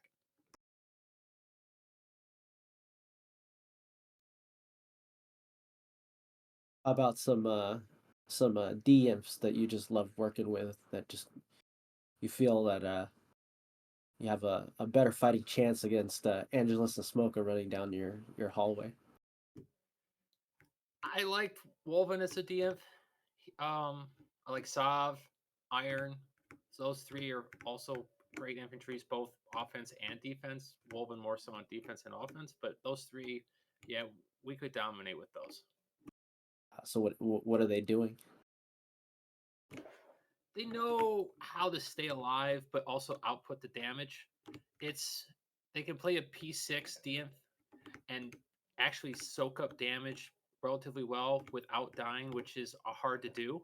Especially even once they know, hey, they actually are P6, so you're gunning for them with SG.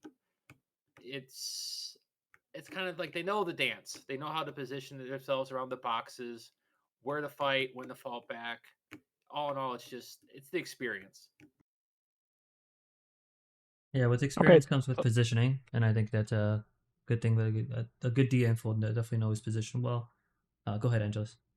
yeah, there's been some sort of delay, and just in a second, Zeman said he's going to come into the broadcast and tell us what's been going on behind the scenes.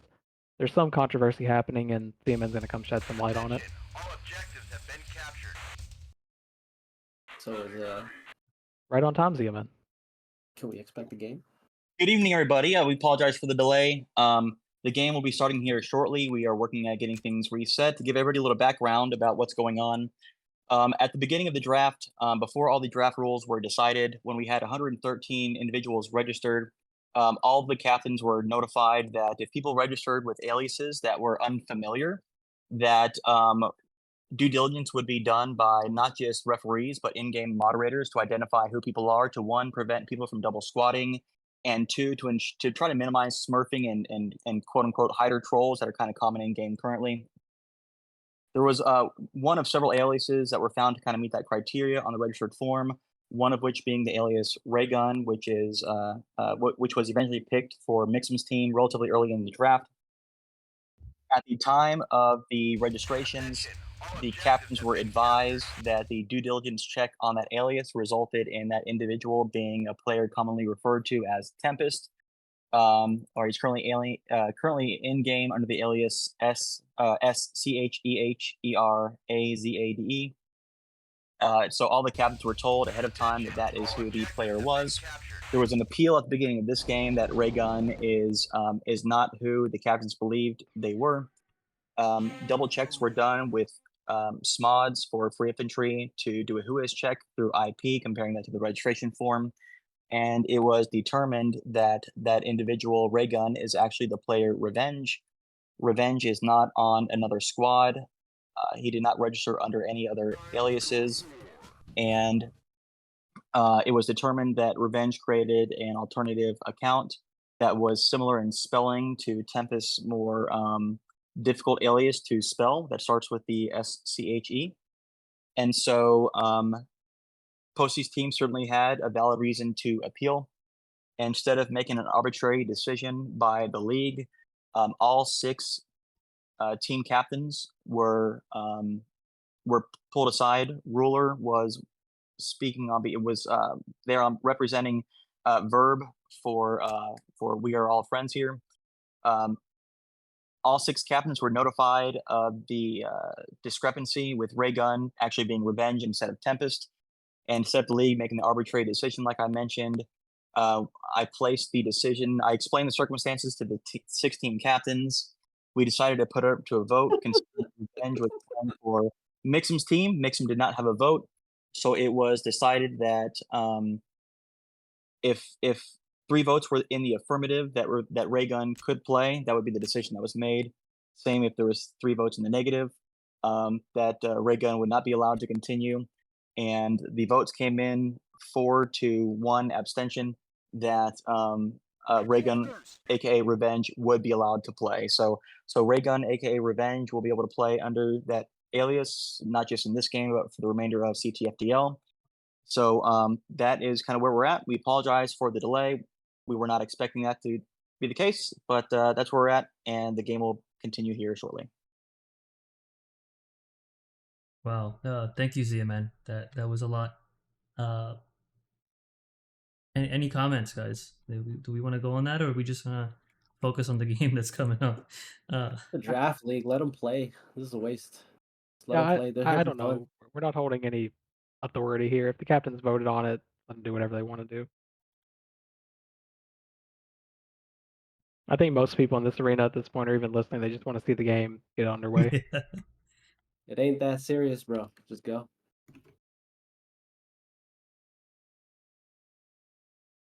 We can clown on revenge later. Or now. Shoot.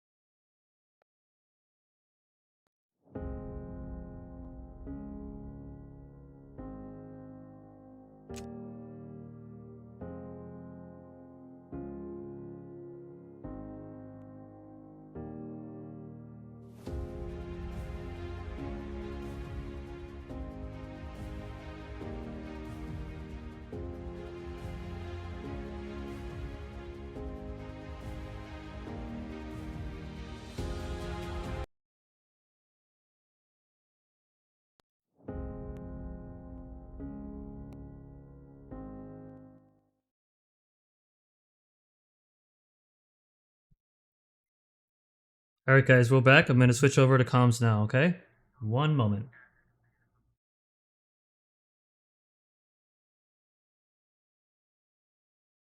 Who's Mixum's SL? Before when they had people inspect, I think it was Rue. It Now was. I'm not seeing that.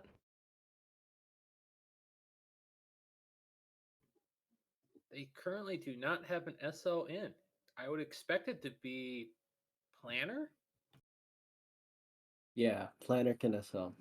Oh, if Planner does SL, I think that'll be another thing to note. He is a mouser, and you will see mousers always looking to their right because the menus and stuff are on their right. Just a little thing to note for the handicap of playing mouse. That's a misconception. Like when you're summoning as a mouser, you're not clicking on the names to summon. You're typically still Yeah. Herth, yeah. You and I do that, but not everyone else does.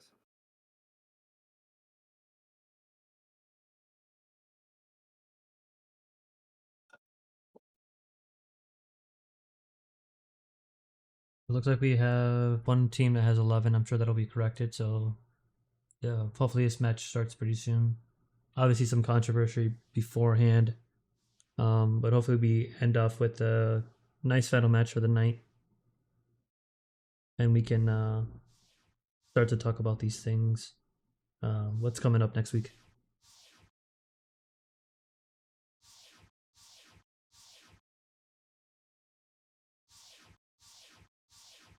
Looks like some players are definitely getting some play time, so that's good. Yeah, and like we talked about a minute ago, they did get Rue back in the game, and he is starting his SL for Mixum's team.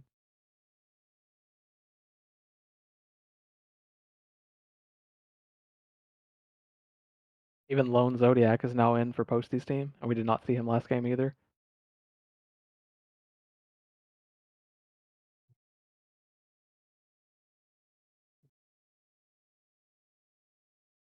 I personally play with a steering wheel and foot pedals. All right, we finally are going to get started here soon. The timer's in 5 seconds, so let's get this match going. Who should we Final watch match of the night. beginning? I definitely like to watch the infills myself in the beginning, but maybe if you want to see who's at the base, seeing what base they pick. That's Yeah, two just things a that I note, generally like to do. Salve is starting as NG again. We're going to see him at minimum build a base to begin with, as he's running straight to D6. I'd say there's only currently one infiltrator in the game, and that is Jackie. Who's their typical engineer for Posty's team? Is it Sov, or is it just a fill-in for somebody who couldn't make No, it? so in the 5th round, they drafted Breakdance, who plays primarily engineer. But then Breakdance had conflicts that came up after the fact, so they've scrambled to find a sub. And Salve ends up playing it because he has knowledge on how to. It's good to be versatile like that, being a multi-classer, but also engineer. Like in one of your multi-class repertoire is pretty handy to have a player like him on there. Yep. Proven why Could he's the that number be- one pick. Could that be a potential draft strategy in the future? Pick all the engineers. I wouldn't There's expect definitely it. not- You're sacrificing too Yeah. much fighting. You could prioritize multi-classing, though, especially with the attendance results of these draft games. Like, to get folks like Cerrito, Salve, Mugen, some of these players that I'm mentioning, they're not considered the best at anything, but they're serviceable in just about every position. And that makes a big difference when you're struggling to get 10 people to show up for these matches.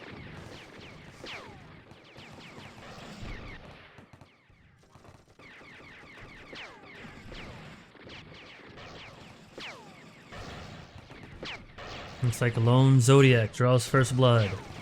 We got our attack here at A5.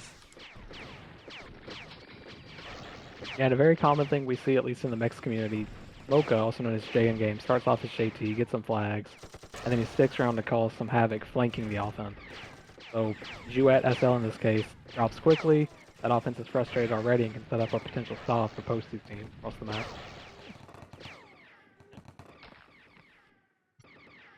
It's that interesting would that you react know to it his well, though. playstyle already, but that could be very annoying for an offense. You're just starting to set up, and then you just get cleared right away. I'm sure that feels bad. Yeah, it's the Oh, same they're thing still keeping there. your infos long. Just getting the dirty haywire on the ground, Jouet.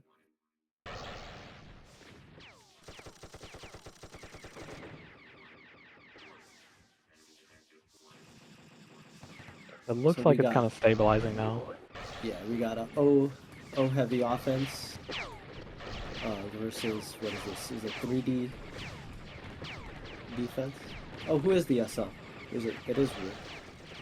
Yeah, it's Rue on Mixum's team.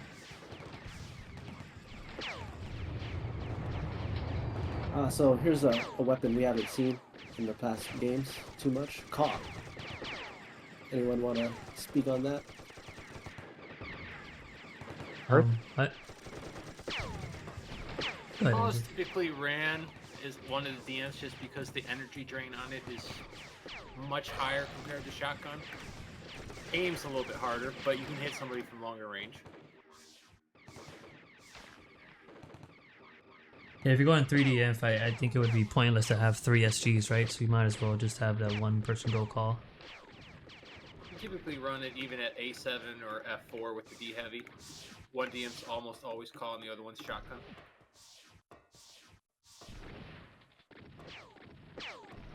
Yeah, and even against different offenses, like for example, when you're facing a JT, the call infantry on defense is usually more focused than the other one is, because you can backpedal with it and stream them as they come in a straight line, and just rip their energy before they even get to the turret. Waylander is also playing Caw and also fighting against a O heavy offense. Yep. And the defense we're seeing, like on Posty's team this time, is pretty much the same, subbing Vin in for Greed as that 3rd infantry.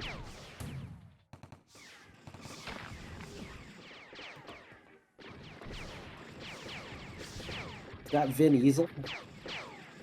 I believe so, yeah. I've heard ZMN refer to him as that.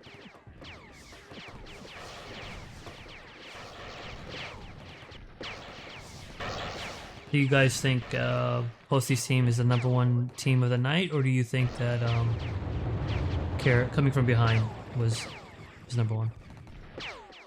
So I think Care Bear, Decker's team, has had the strongest showing of the night. That's probably who I multiple might say. different forms of offense just rolling through the 2 teams they faced. Still getting used to the team name, so my bad. But you're right. Was that the 6-minute game? I think so. Yeah, that was Chucky flagging D6.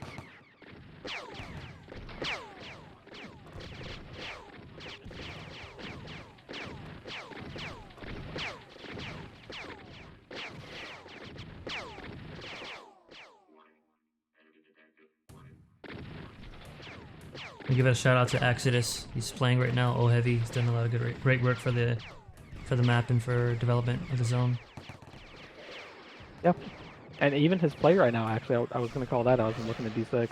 He's making the adjustment from the first game we talked about post-game, where you've got to get damage going towards the turrets, even if it's on those sentries, because that's forcing the DMs to move around. They move around, they make a bad pick like Waylander just did, and suddenly they're in trouble. Whereas if you're just hunting with RPG, you're not causing enough of a threat. Exactly. His all imps are doing a really good job of repping. Like, there was a couple hair wires that were going towards his way, and Jackie did a great job of trying to protect them. Yeah, that's really just maxing out the damage you can put into turrets. You know, you have the imps protect the heavy, and like we talked about calcing before game, the heavy can take out an MG in like 7 to 8 shots, RT in about 10 shots, and that streams quickly if no one's repping. Right, and also Exodus took a little bit of damage, he geysered, and then backed up, as opposed to, it's cool, I'll just die. Massive kills by Rue there. He killed 3 triple people kill on with the his- elevator.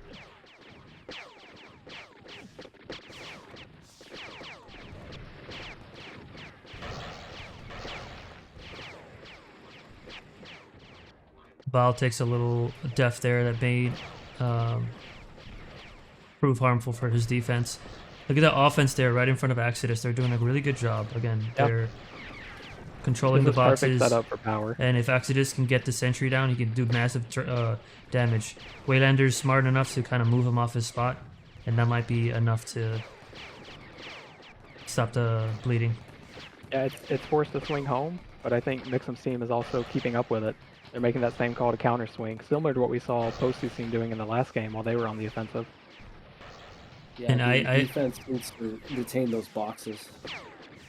think we won't see Solve changing off of Engineer anytime soon if this keeps up. No. Rue got lucky there. He played right side and they didn't identify it. It took him so long to make it to the left side. They realized that Posey should have just gone straight up and he would have had him cornered. Yep. How's everything on the other side? Is all nice and dandy? Nice and Yeah, so dandy. Yep. because the swing is so heavy, most of the action's happening at D6, and you get into these weird scenarios, just like we saw F4 last game, where you swing hard enough, and then it's like you have 8 people at one base. There's 0 threat. So there's no reason for the team on the opposite side to not counter swing. And then you get in this very advantageous scenario for one team, and the other team has to find a way out. That's when you see the infill sub in, because infills are more effective at causing havoc, pushing out to the SL, creating space. You don't want to get trapped in this 8v8 for too long, because you're making 0 progress on the other base. Yeah, we're seeing Posty's team getting pushed beyond the boxes and giving Axel's an easy time to set up. Well, here they got a counter push. Looks like Fangs Out took that loss seriously, and they're definitely trying to win this game. I mean, of course, that is the objective of both teams, but I like how their offense is working right now. Yeah, and we predicted the depth before game. You're missing 3 of your 6 top picks, and now they're all here this week, so it does look like a different unit. Oh yeah. That combined with the stylistic play difference that Axis is deploying. Like right here, I expect him to set up. He's not going to keep hunting. He's going to set up. Whereas last week, we gave that feedback of, hey, you're hunting too much. It causes damage to be the catalyst. And now this base is very much in trouble. Yeah, this base is very in trouble. Posty goes down on defense for his team. The Rocket looks like, if they can kill Solve, he's trying to save the Rocket. Oh, clutch healing he's by haywire. Solve. Yep. They're calling a strong swing home there. Yeah, I really like what I'm seeing out of the power offense at D6 tonight. This is night and day from what they deployed at A5 a couple nights ago.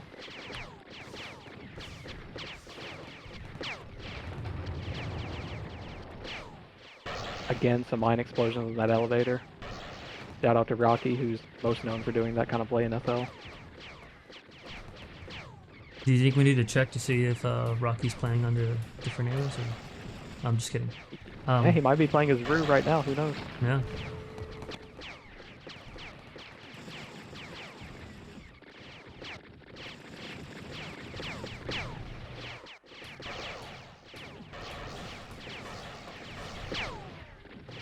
Ace said in chat, his name is Rookie.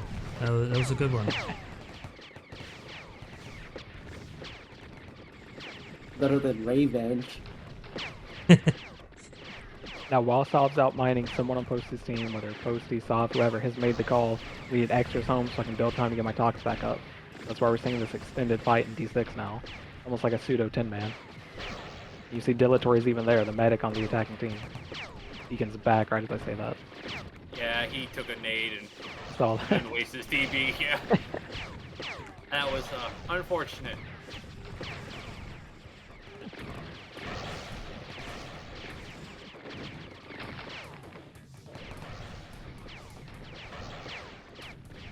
All the action will be at D7 for the time being.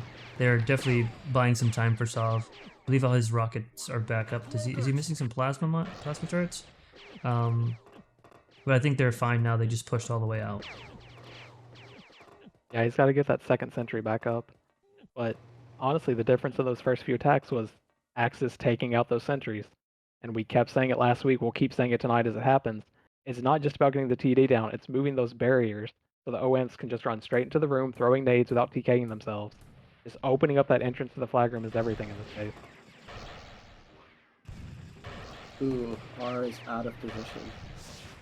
Can they get Lone Zodiac? Yeah, he's okay. The Lone Zodiac goes down. And there's still a lot of players that have swung home, and they haven't gone to offense just yet. I think they're fearing this offense and being respectful of how powerful it is right now. Yeah, they could be feeling it out too. That happens sometimes where I mentioned a couple games ago, you want to get a feel for what armor they're running, how they're playing, how they're attacking. And as the game progresses, you can adjust that as it goes. So it could be Stav or Posty, for example, making adjustments saying, hey, let's see if this 5-man defense can sustain. If not, we'll change something. But we've got to get that cushion to give it a shot. And that cushion is the additional minerals he's getting in the bag. A lot of action here. It looks like an 8v8 or some sort. A lot of numbers here at D7. Jay could not get that door open. They need to get that door open to keep this going. Yeah, they even Looks brought like they stalled Delator, out. their medic, for this. Rookie is up there. He's laying some mines. Are they going to rep it? I think they're just going to die from it again. What's your guys' okay. opinion of defensive RPG? I'm personally not a fan of defensive RPG. It's not optimal. He's not a core defensive player. You know, he's on the offense swinging home to help. So when you're swinging that quickly, you're not going to go to DS and swap your weapons out like that. True. Another note during that push that we didn't really touch on, but I noticed as it was ending, was Andrew did make a quick swap to infil for that push. And that's similar to what Saul was doing last game. When you're fighting with those big numbers, it's so beneficial if you can get one infil in for displacement. So you can push those 6 people back and create space for Axelus again. So I like the effort. They didn't get much out of it, but I like that a lot. When you have the momentum and you have the team on the back foot, get an infil in to really help push that through. Yeah, it makes sense. And I think it was unfortunate that Rue was out of position there to keep that going, that momentum. It looks like they kind of killed the momentum there with his death. What is going on with this street interaction here at B4? Yeah, so they swung 8 people to defense for the longest time, try to stabilize. In turn, there's nothing happening at A5. So as soon as you see the SL pop up on the map, or anyone pop up, you start pushing to them, knowing there's no blink or anything. You've got player comms, establishing there's no info in the game. You can push out and be this aggressive because there's no threat of running behind you at this point.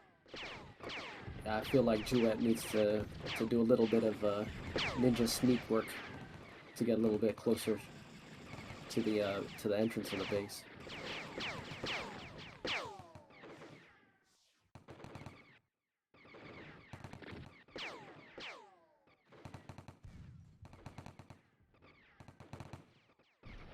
Looks like we reached a kind of a lull here at A4 with street battles and teams just kind of feeling themselves out. It looks like they all got called back in to swing home. Yeah, and accordingly, Mixum's team swings against them, try to keep numbers even. It's strange that they swung so early, because they were at that position in D7. It wasn't like they had O heavy set up. Yeah, I'm not sure if I agree with that swing, but maybe they just are kind of scared of the offense right now. I'm not sure why they did that. I mean, it's also like a mental endurance thing, and we see this with Salve and Mixes all the time. He'll bring additional people home just to frustrate the offense. Like, maybe, yeah, it's not making sense on paper where the math's working out that you're butchering your offense to come home. But if it's frustrating some of these opposing attackers, like the Dino bots of the community who get upset with turtling, then, yeah, you're still making some of that progress on the mental. And as these games go longer and longer, you can see something break where you find misalignment numbers between the 2 bases. Street laming. They're street laming. We need less street laming. This game looks more and more like pub play than competitive.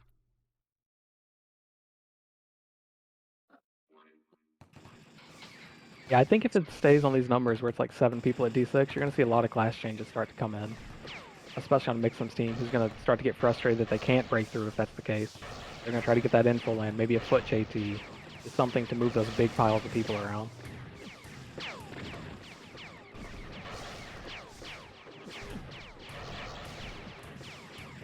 I think it would make sense if it keeps going like this. They need to get an info in.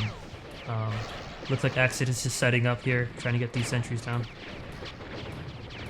Yeah, I like to play a lot, they just don't have the numbers right now. Because Posty's team is outswing on D6. Looks like Rue is getting cleared again. Got a nice blink from Posty. Couple of nice tranks. And that's a clear. That momentum that they had there is really gone downhill, if not non-existent right now. So we'll see what Sov's team can do on offense now with his advantage.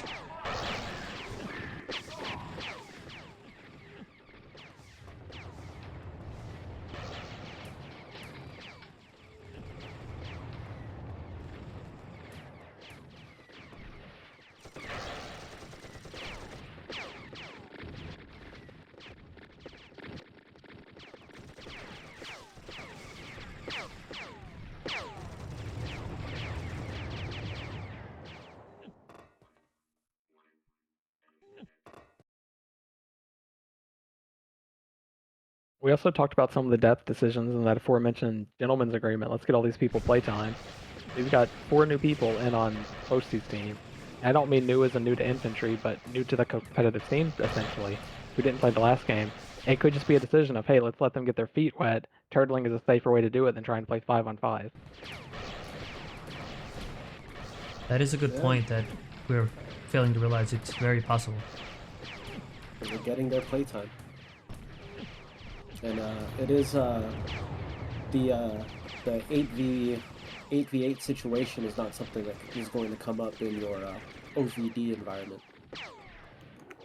So this is the 3rd time Posty is TB'd on the Rue. I'm just curious. Do you think he's going to learn, or his team's going to learn from that? Yeah, I think eventually one of the stronger personalities like Jackie or Smoko will set it straight and say, hey, we need you to sit back here where you can't get blinked on from the side. Do they have spec info? 2 players right now. I was actually just looking for that. So those 2 players need to be able to help them out if that's what Rue's struggling with, to see where those TVs are going. But if we think back to 13 minutes ago where Mixum's team was pushing through D6 and crushing it, they're getting set up, doing great. This turtling has worked out for Soft's team. And I keep mentioning the mental exhaustion and the frustration. As someone that plays offense, it is frustrating when you're misaligned. So you're attacking with 5 or 6 people, but there's 8 people at the base. So that could just be a strategy, again, on Soft's side of thinking, I'm going to get these guys frustrated, then we'll try something else. And so far, it looks like it's worked, because they haven't got any damage in the past 10 minutes or so since they started turtling. We'll see if they turtle again. It looks like there is a numbers advantage on offense so far. We'll see if they swing some numbers home at D7. Yeah, looks even like R Rendezvous goes comes home, 4 goes home. Yeah, so right away they're They're back to 6 or 7 there.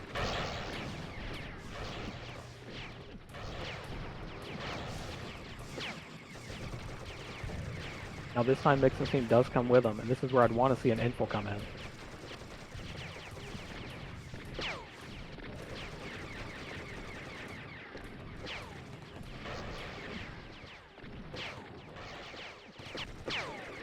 So in these 8v8 scenarios, do you feel like you should get the infiltrator swap?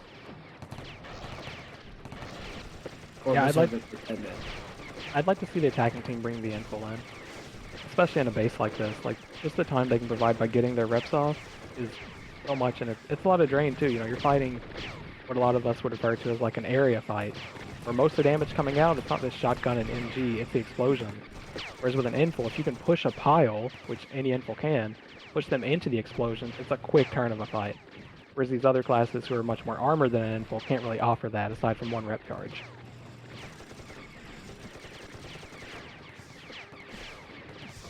Strategy by Soft Steam is definitely working. Sorry, go ahead. What I'd actually like to see from both teams is more ED. That's always the answer in every scenario. And it looks like right now the only person anchoring at A5 is Mixum, the engineer. And there you go, all the EBs coming out. Looks like it's an 8v8 right now. Or died. 1992 died. To see if they can set up these boxes and give Exodus some time. This might be the run for them. If they can hold this, they need to get ball right here if they want to actually protect him. Stop anybody from creeping up around those boxes. And I can expect some players to come home right now to try to go against this attack right now. Exodus is down. Yeah, they're bringing everyone they can.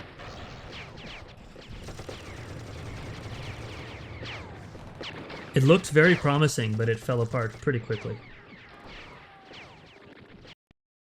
Yeah, I mean, at some point, it's a numbers game and a displacement game. You think of all the 10-man attacks once all the flags are captured. That's all about moving better than the other team can move, and that's why infils are so instrumental to that, because they can move people around. It's not about cloaking and sneaking by, it's about pushing the pile with one button. And when you don't have that, it is a lot harder to actually break through that wall. But I like that Mixum's being bold enough to call dilatory on this swing. So it's essentially a 10-man, where Mixum's just anchoring home.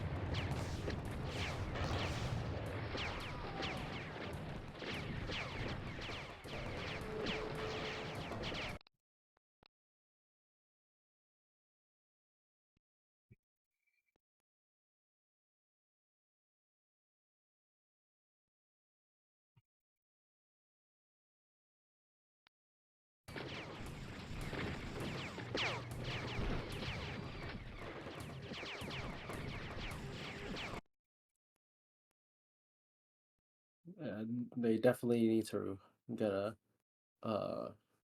regroup.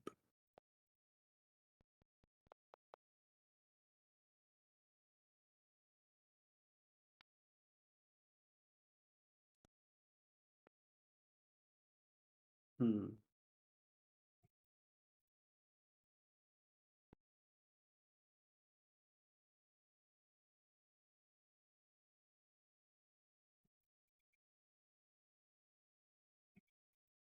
Yeah, they're not establishing a like concrete offense. Everyone's just kind of like not really even holding a choke, really.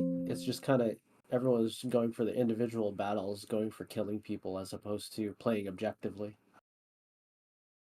Yeah, I mean, on both sides, the choke control is difficult when you're playing without infiltrators. And I'll say that over and over, but all these extended fights where it's more than like 6 versus 6, they are the biggest difference makers in the fight.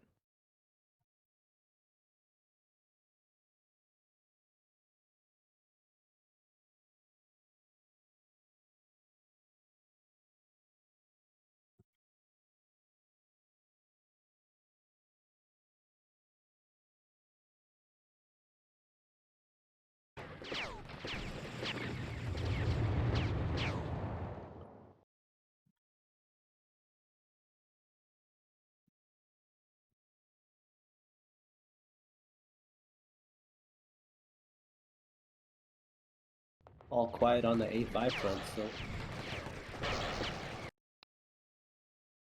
Yeah, it doesn't seem like Postie's team is organizing any sort of offensive counter to this. They're comfortable just playing this extended fight in D6. Do you think sending one guy in could be impactful? Depends. Typically, I mean, it's not going to be an infiltrator because we'd see the announcement and then I would expect the other team to account for it. So sending someone in that Mixum can see coming wouldn't make a big difference. They wouldn't leave him in a 1 versus 1. They'd call someone else home, and then they'd probably be fine. So I don't mind the full commitment to turtling at this point, depending on what they're trying Ooh. to do. Yeah, I just flipped over to Jouet and he's dead. So I guess we'll look out for that in the future. Looks like Dilatory's minding himself. Okay. Mixum's team was down 1 for a second. It looks like Meeps and now JT. Yeah, so I think we're seeing those switches that you were mentioning to break this equilibrium. Yep.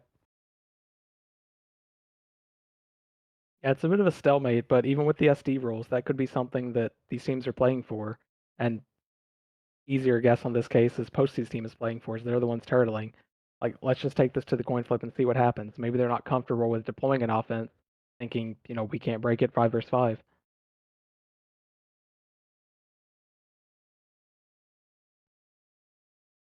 Oh, we have a blink attempt that got absolutely nowhere. I like to see the JTN though. I mentioned that a little while ago. The GL is a big difference maker too on these extended attacks. It's just displacing those defenders from being able to freely back up the whole time.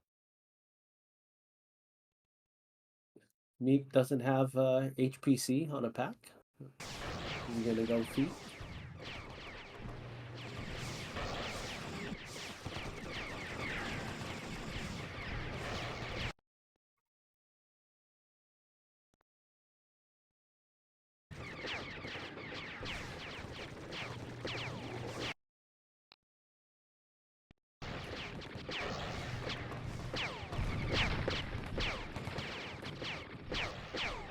We got another blink on room. Yeah, and just like we talked about on the other side, they sent Jouet over to offense. Immediately, Dilatory comes home because you're not going to risk your defense and flip it. So then you end up 8 versus 9 at the other side and 2 versus 1 on the opposing side. I've been seeing they've been keeping 1992 at home just to bully Jouet.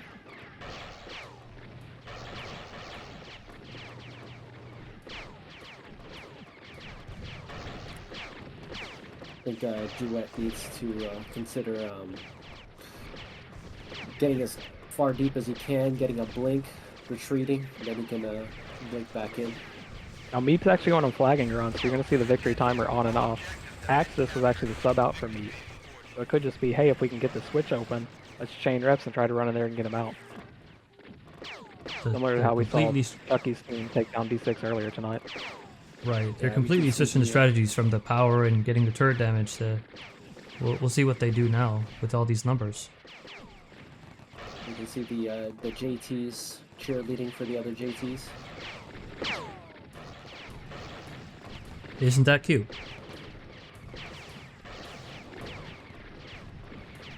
Again, another 8v8 happening here.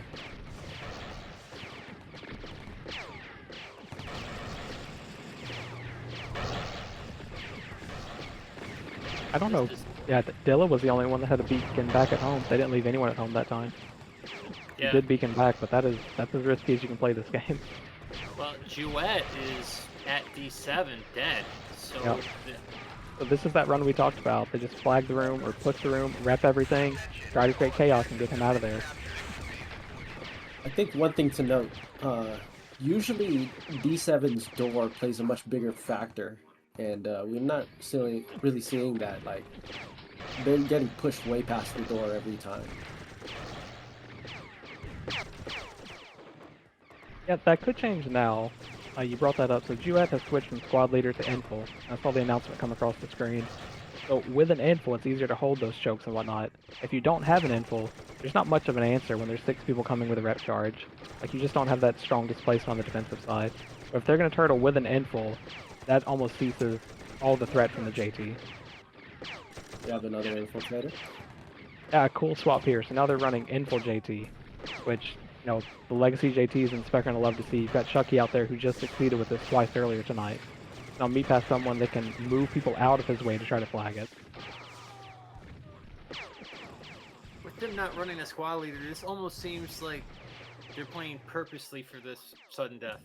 Absolutely no intention on flagging the enemy. Yeah, absolutely. Or maybe not sudden death, but just trying to frustrate the other team like we talked about 10 minutes ago. So it's 10 minutes later, we're in the same scenario. We see Mixum's team throwing different combinations at him, saying, can we break it? Well, as each one fails, that has a weight on the mental of the people in the game. Yeah, sudden death will be in 15 minutes.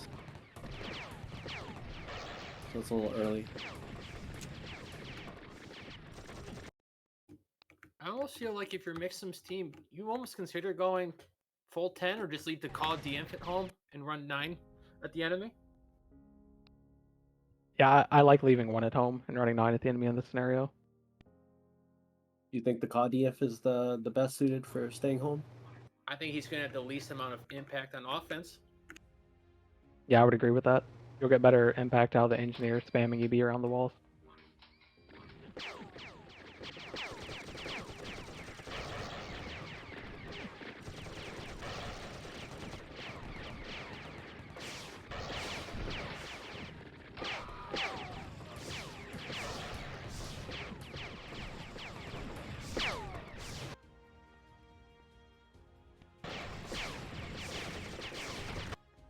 Okay, so this door, how much of a factor is it going to play here? It's a factor in getting the JT the straight shot he wants. You know, they're accelerating off that wall from the top in most cases. Straight down through the flag room, then up to the top left to hit the flag. In a perfect world, they can get door control.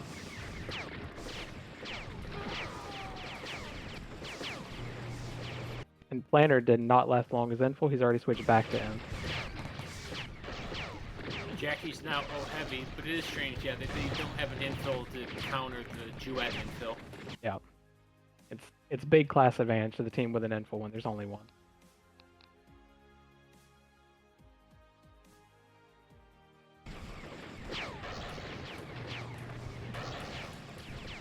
A little plug here while we have a second. I have the team multi-view up so we can watch both spaces if you're interested in that broadcast.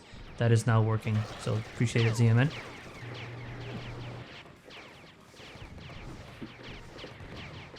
Yeah, maybe not the perfect example game to watch both bases, but at least the text there. Right.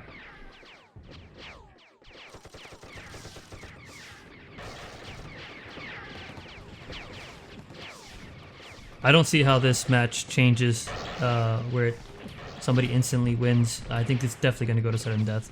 I don't see a way out of this at this point. Yeah, so what we could see is the team at D6 push out at some point, and then if they don't have spec info focus on Mixum's team, they could send you out to enemy, and suddenly you get a storm of 3 people attaching because you just pushed out at D6, and that's all it takes. We talked about it before. It's like a 6-second window to take down TD, kill a medic if he's there, and get the flags out. And we've seen people like Salve incorporate that before. It's kind of a CTFX strategy of, we're going to turtle all this time, and then we're going to burst when you least expect it because you're frustrated. I could see that happening. Yeah, and if you saw just now, Salve heavily disrupted Rue with some door play. He opened the door, ran through, and screwed Rue up. Looks like there's a deep attach by Jay. He has going to grab the flag, but unfortunately his sunspots were on, and all sentries are up at NTD, so that was just a distractive. Now. But I like that switch, and he goes for it. You know, we see that in the mixed community all the time. He switched, he immediately went for it before they could react to the swap. But that's kind of what I'm saying on the flip side. That could happen in the other base, where we've seen nothing in A5 for 30 minutes. All of a sudden, you may have 3 people at the flag room trying to get out.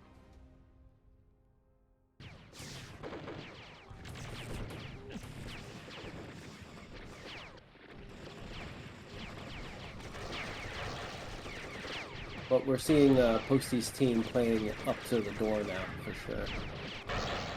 I'm getting a little bit more comfortable. Yeah, they've had Jued in his info for a while now, I think 8 or 9 minutes. So they do get a little more control over these chokes.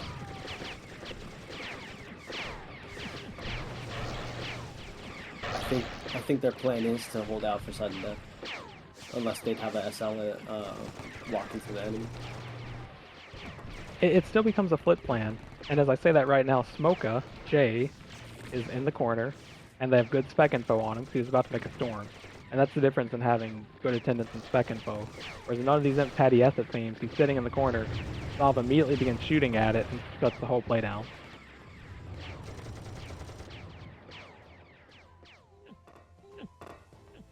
Yeah, it's really valuable. I mean, the numbers, obviously players don't get to experience this in mixed teams. You kind of just, the info can probably get away with it there. But in competitive play, the spectator help definitely is something players will have to get used to as well. Yeah, can you imagine you're playing StarCraft with ZMN and you're dropping a siege tank on him and cliffing his ass? And if he had spec info, he'd be like, "Oh, hey, I could stop that." But he doesn't. Then he looks and he's like, "All my workers are dead. What happened?" It's interesting, right? Because spec info in other leagues are frowned upon, but in CTF, you might as well take advantage of it. This is a good chance that they commit left side in D6.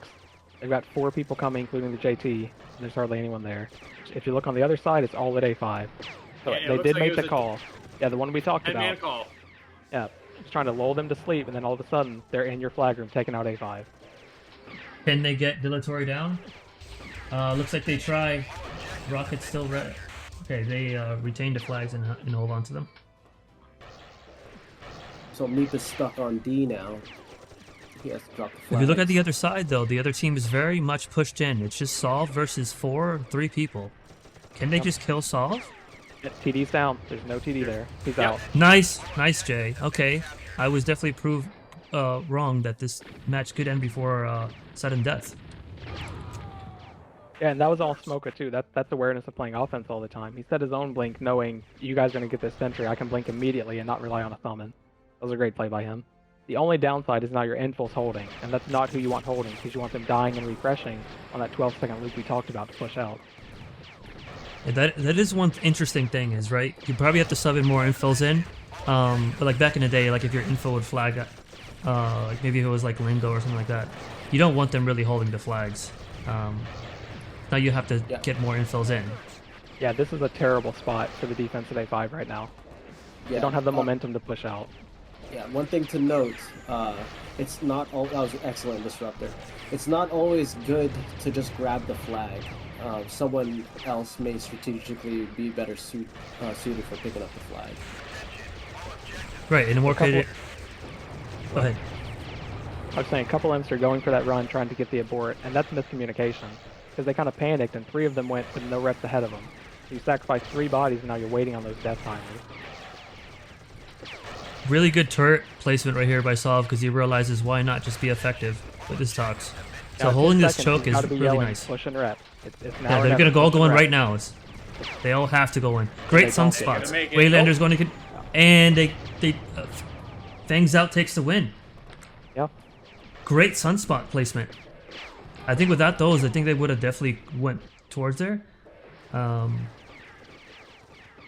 Considering they were holding the flags, but Fangs out definitely wanted revenge and got the win. Who's your guys' votes for MVP? Uh, My MVP is Tempest. Revenge. I was thinking same Raygun, thing. Raygun MVP.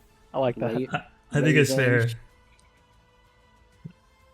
Well, relative to the match, I'll give it to Smoka Jay.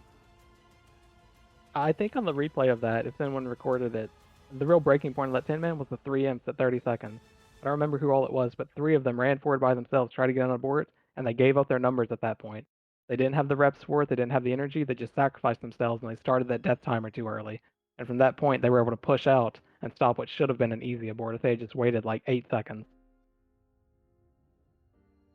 Yes. When you die does matter.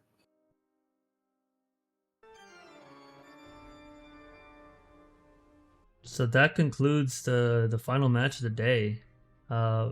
Really didn't see that match going like that. I thought everybody thought they was going to sudden death. So really changes of events, especially since A5 was really quiet until that last couple minutes. And I kind of talked about it a couple minutes before. Like, it doesn't make sense to only play for sudden death because you're not benefiting yourself taking it to that coin flip we talked about. Like, it made sense that they would turtle, try to get them frustrated, then catch them off guard with a sudden push. But unfortunately for them, Dilatory didn't die on that sudden push, and that turned the game over. That was like 40 minutes of sleight of hand. Yep.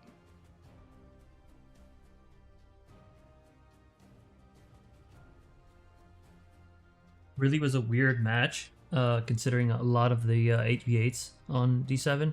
But that's something that I probably missed is that these things can change quickly. If you make the right move, which ended up being in favor of Fangs out, you can go in your favor. But GG's to all the participants tonight. Yeah, it's good for all these guys to get their game time more than anything. Do we want to do any Q&A, or do we think that that's enough for one night? I don't care. Let's see if anybody in chat has anything they want to ask our Are we analysts. doing that? Herth, what do you think of turtling all game and losing? I mean, everyone has their own strategy. Obviously, it didn't pan out, but with the introduction of sudden death, it introduces new concepts that people have to consider. Right, you're always going to gravitate to the meta regardless of what the rules are. Our commentator genius Flair asks, "Dear analysts, who will be the hider troll next week?" Yeah, I'm expecting Herth to not be able to join the commentary desk because he's going to be on a hider alias playing for some other team. That's my prediction. Wow. Nah, I've got no interest. I'm not on any teams. Okay, That's not- question by Tyrael. What was the power rankings right now after tonight's events? Well, who do we see as the rankings for this? Yeah, I think it starts with Decker's squad. I'm not sure about two after that, but I think it's a clear distinction. I mean, they weren't challenged at all tonight. They had the defenses in both their games on their back foot, 5 minutes into the game, and they got the flags out and held 10-man with ease. So they look like the strong favorites so far in group play. think stocks went up for Sov, obviously showing that he can play multiple classes at a high level. I think Chompy stocks going up because he knows where flags spawn, knows how to grab them. Smoker stock's Question. always in good, always looking good. We got a question by Salov who says, "Who will be the first team to win a match with legit power offense?"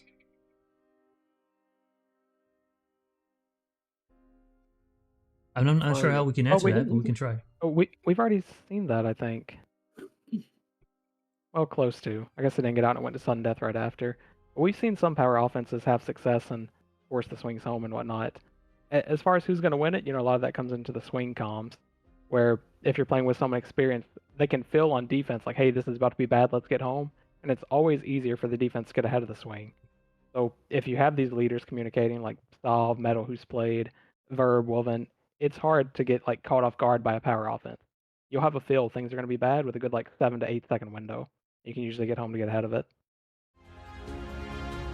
That concludes all the questions for tonight. Unfortunately, the stream was cut off at the end. Our apologies. Capture the Flag Draft League will resume next week. Look forward to seeing you guys there. Appreciate the support. Good night.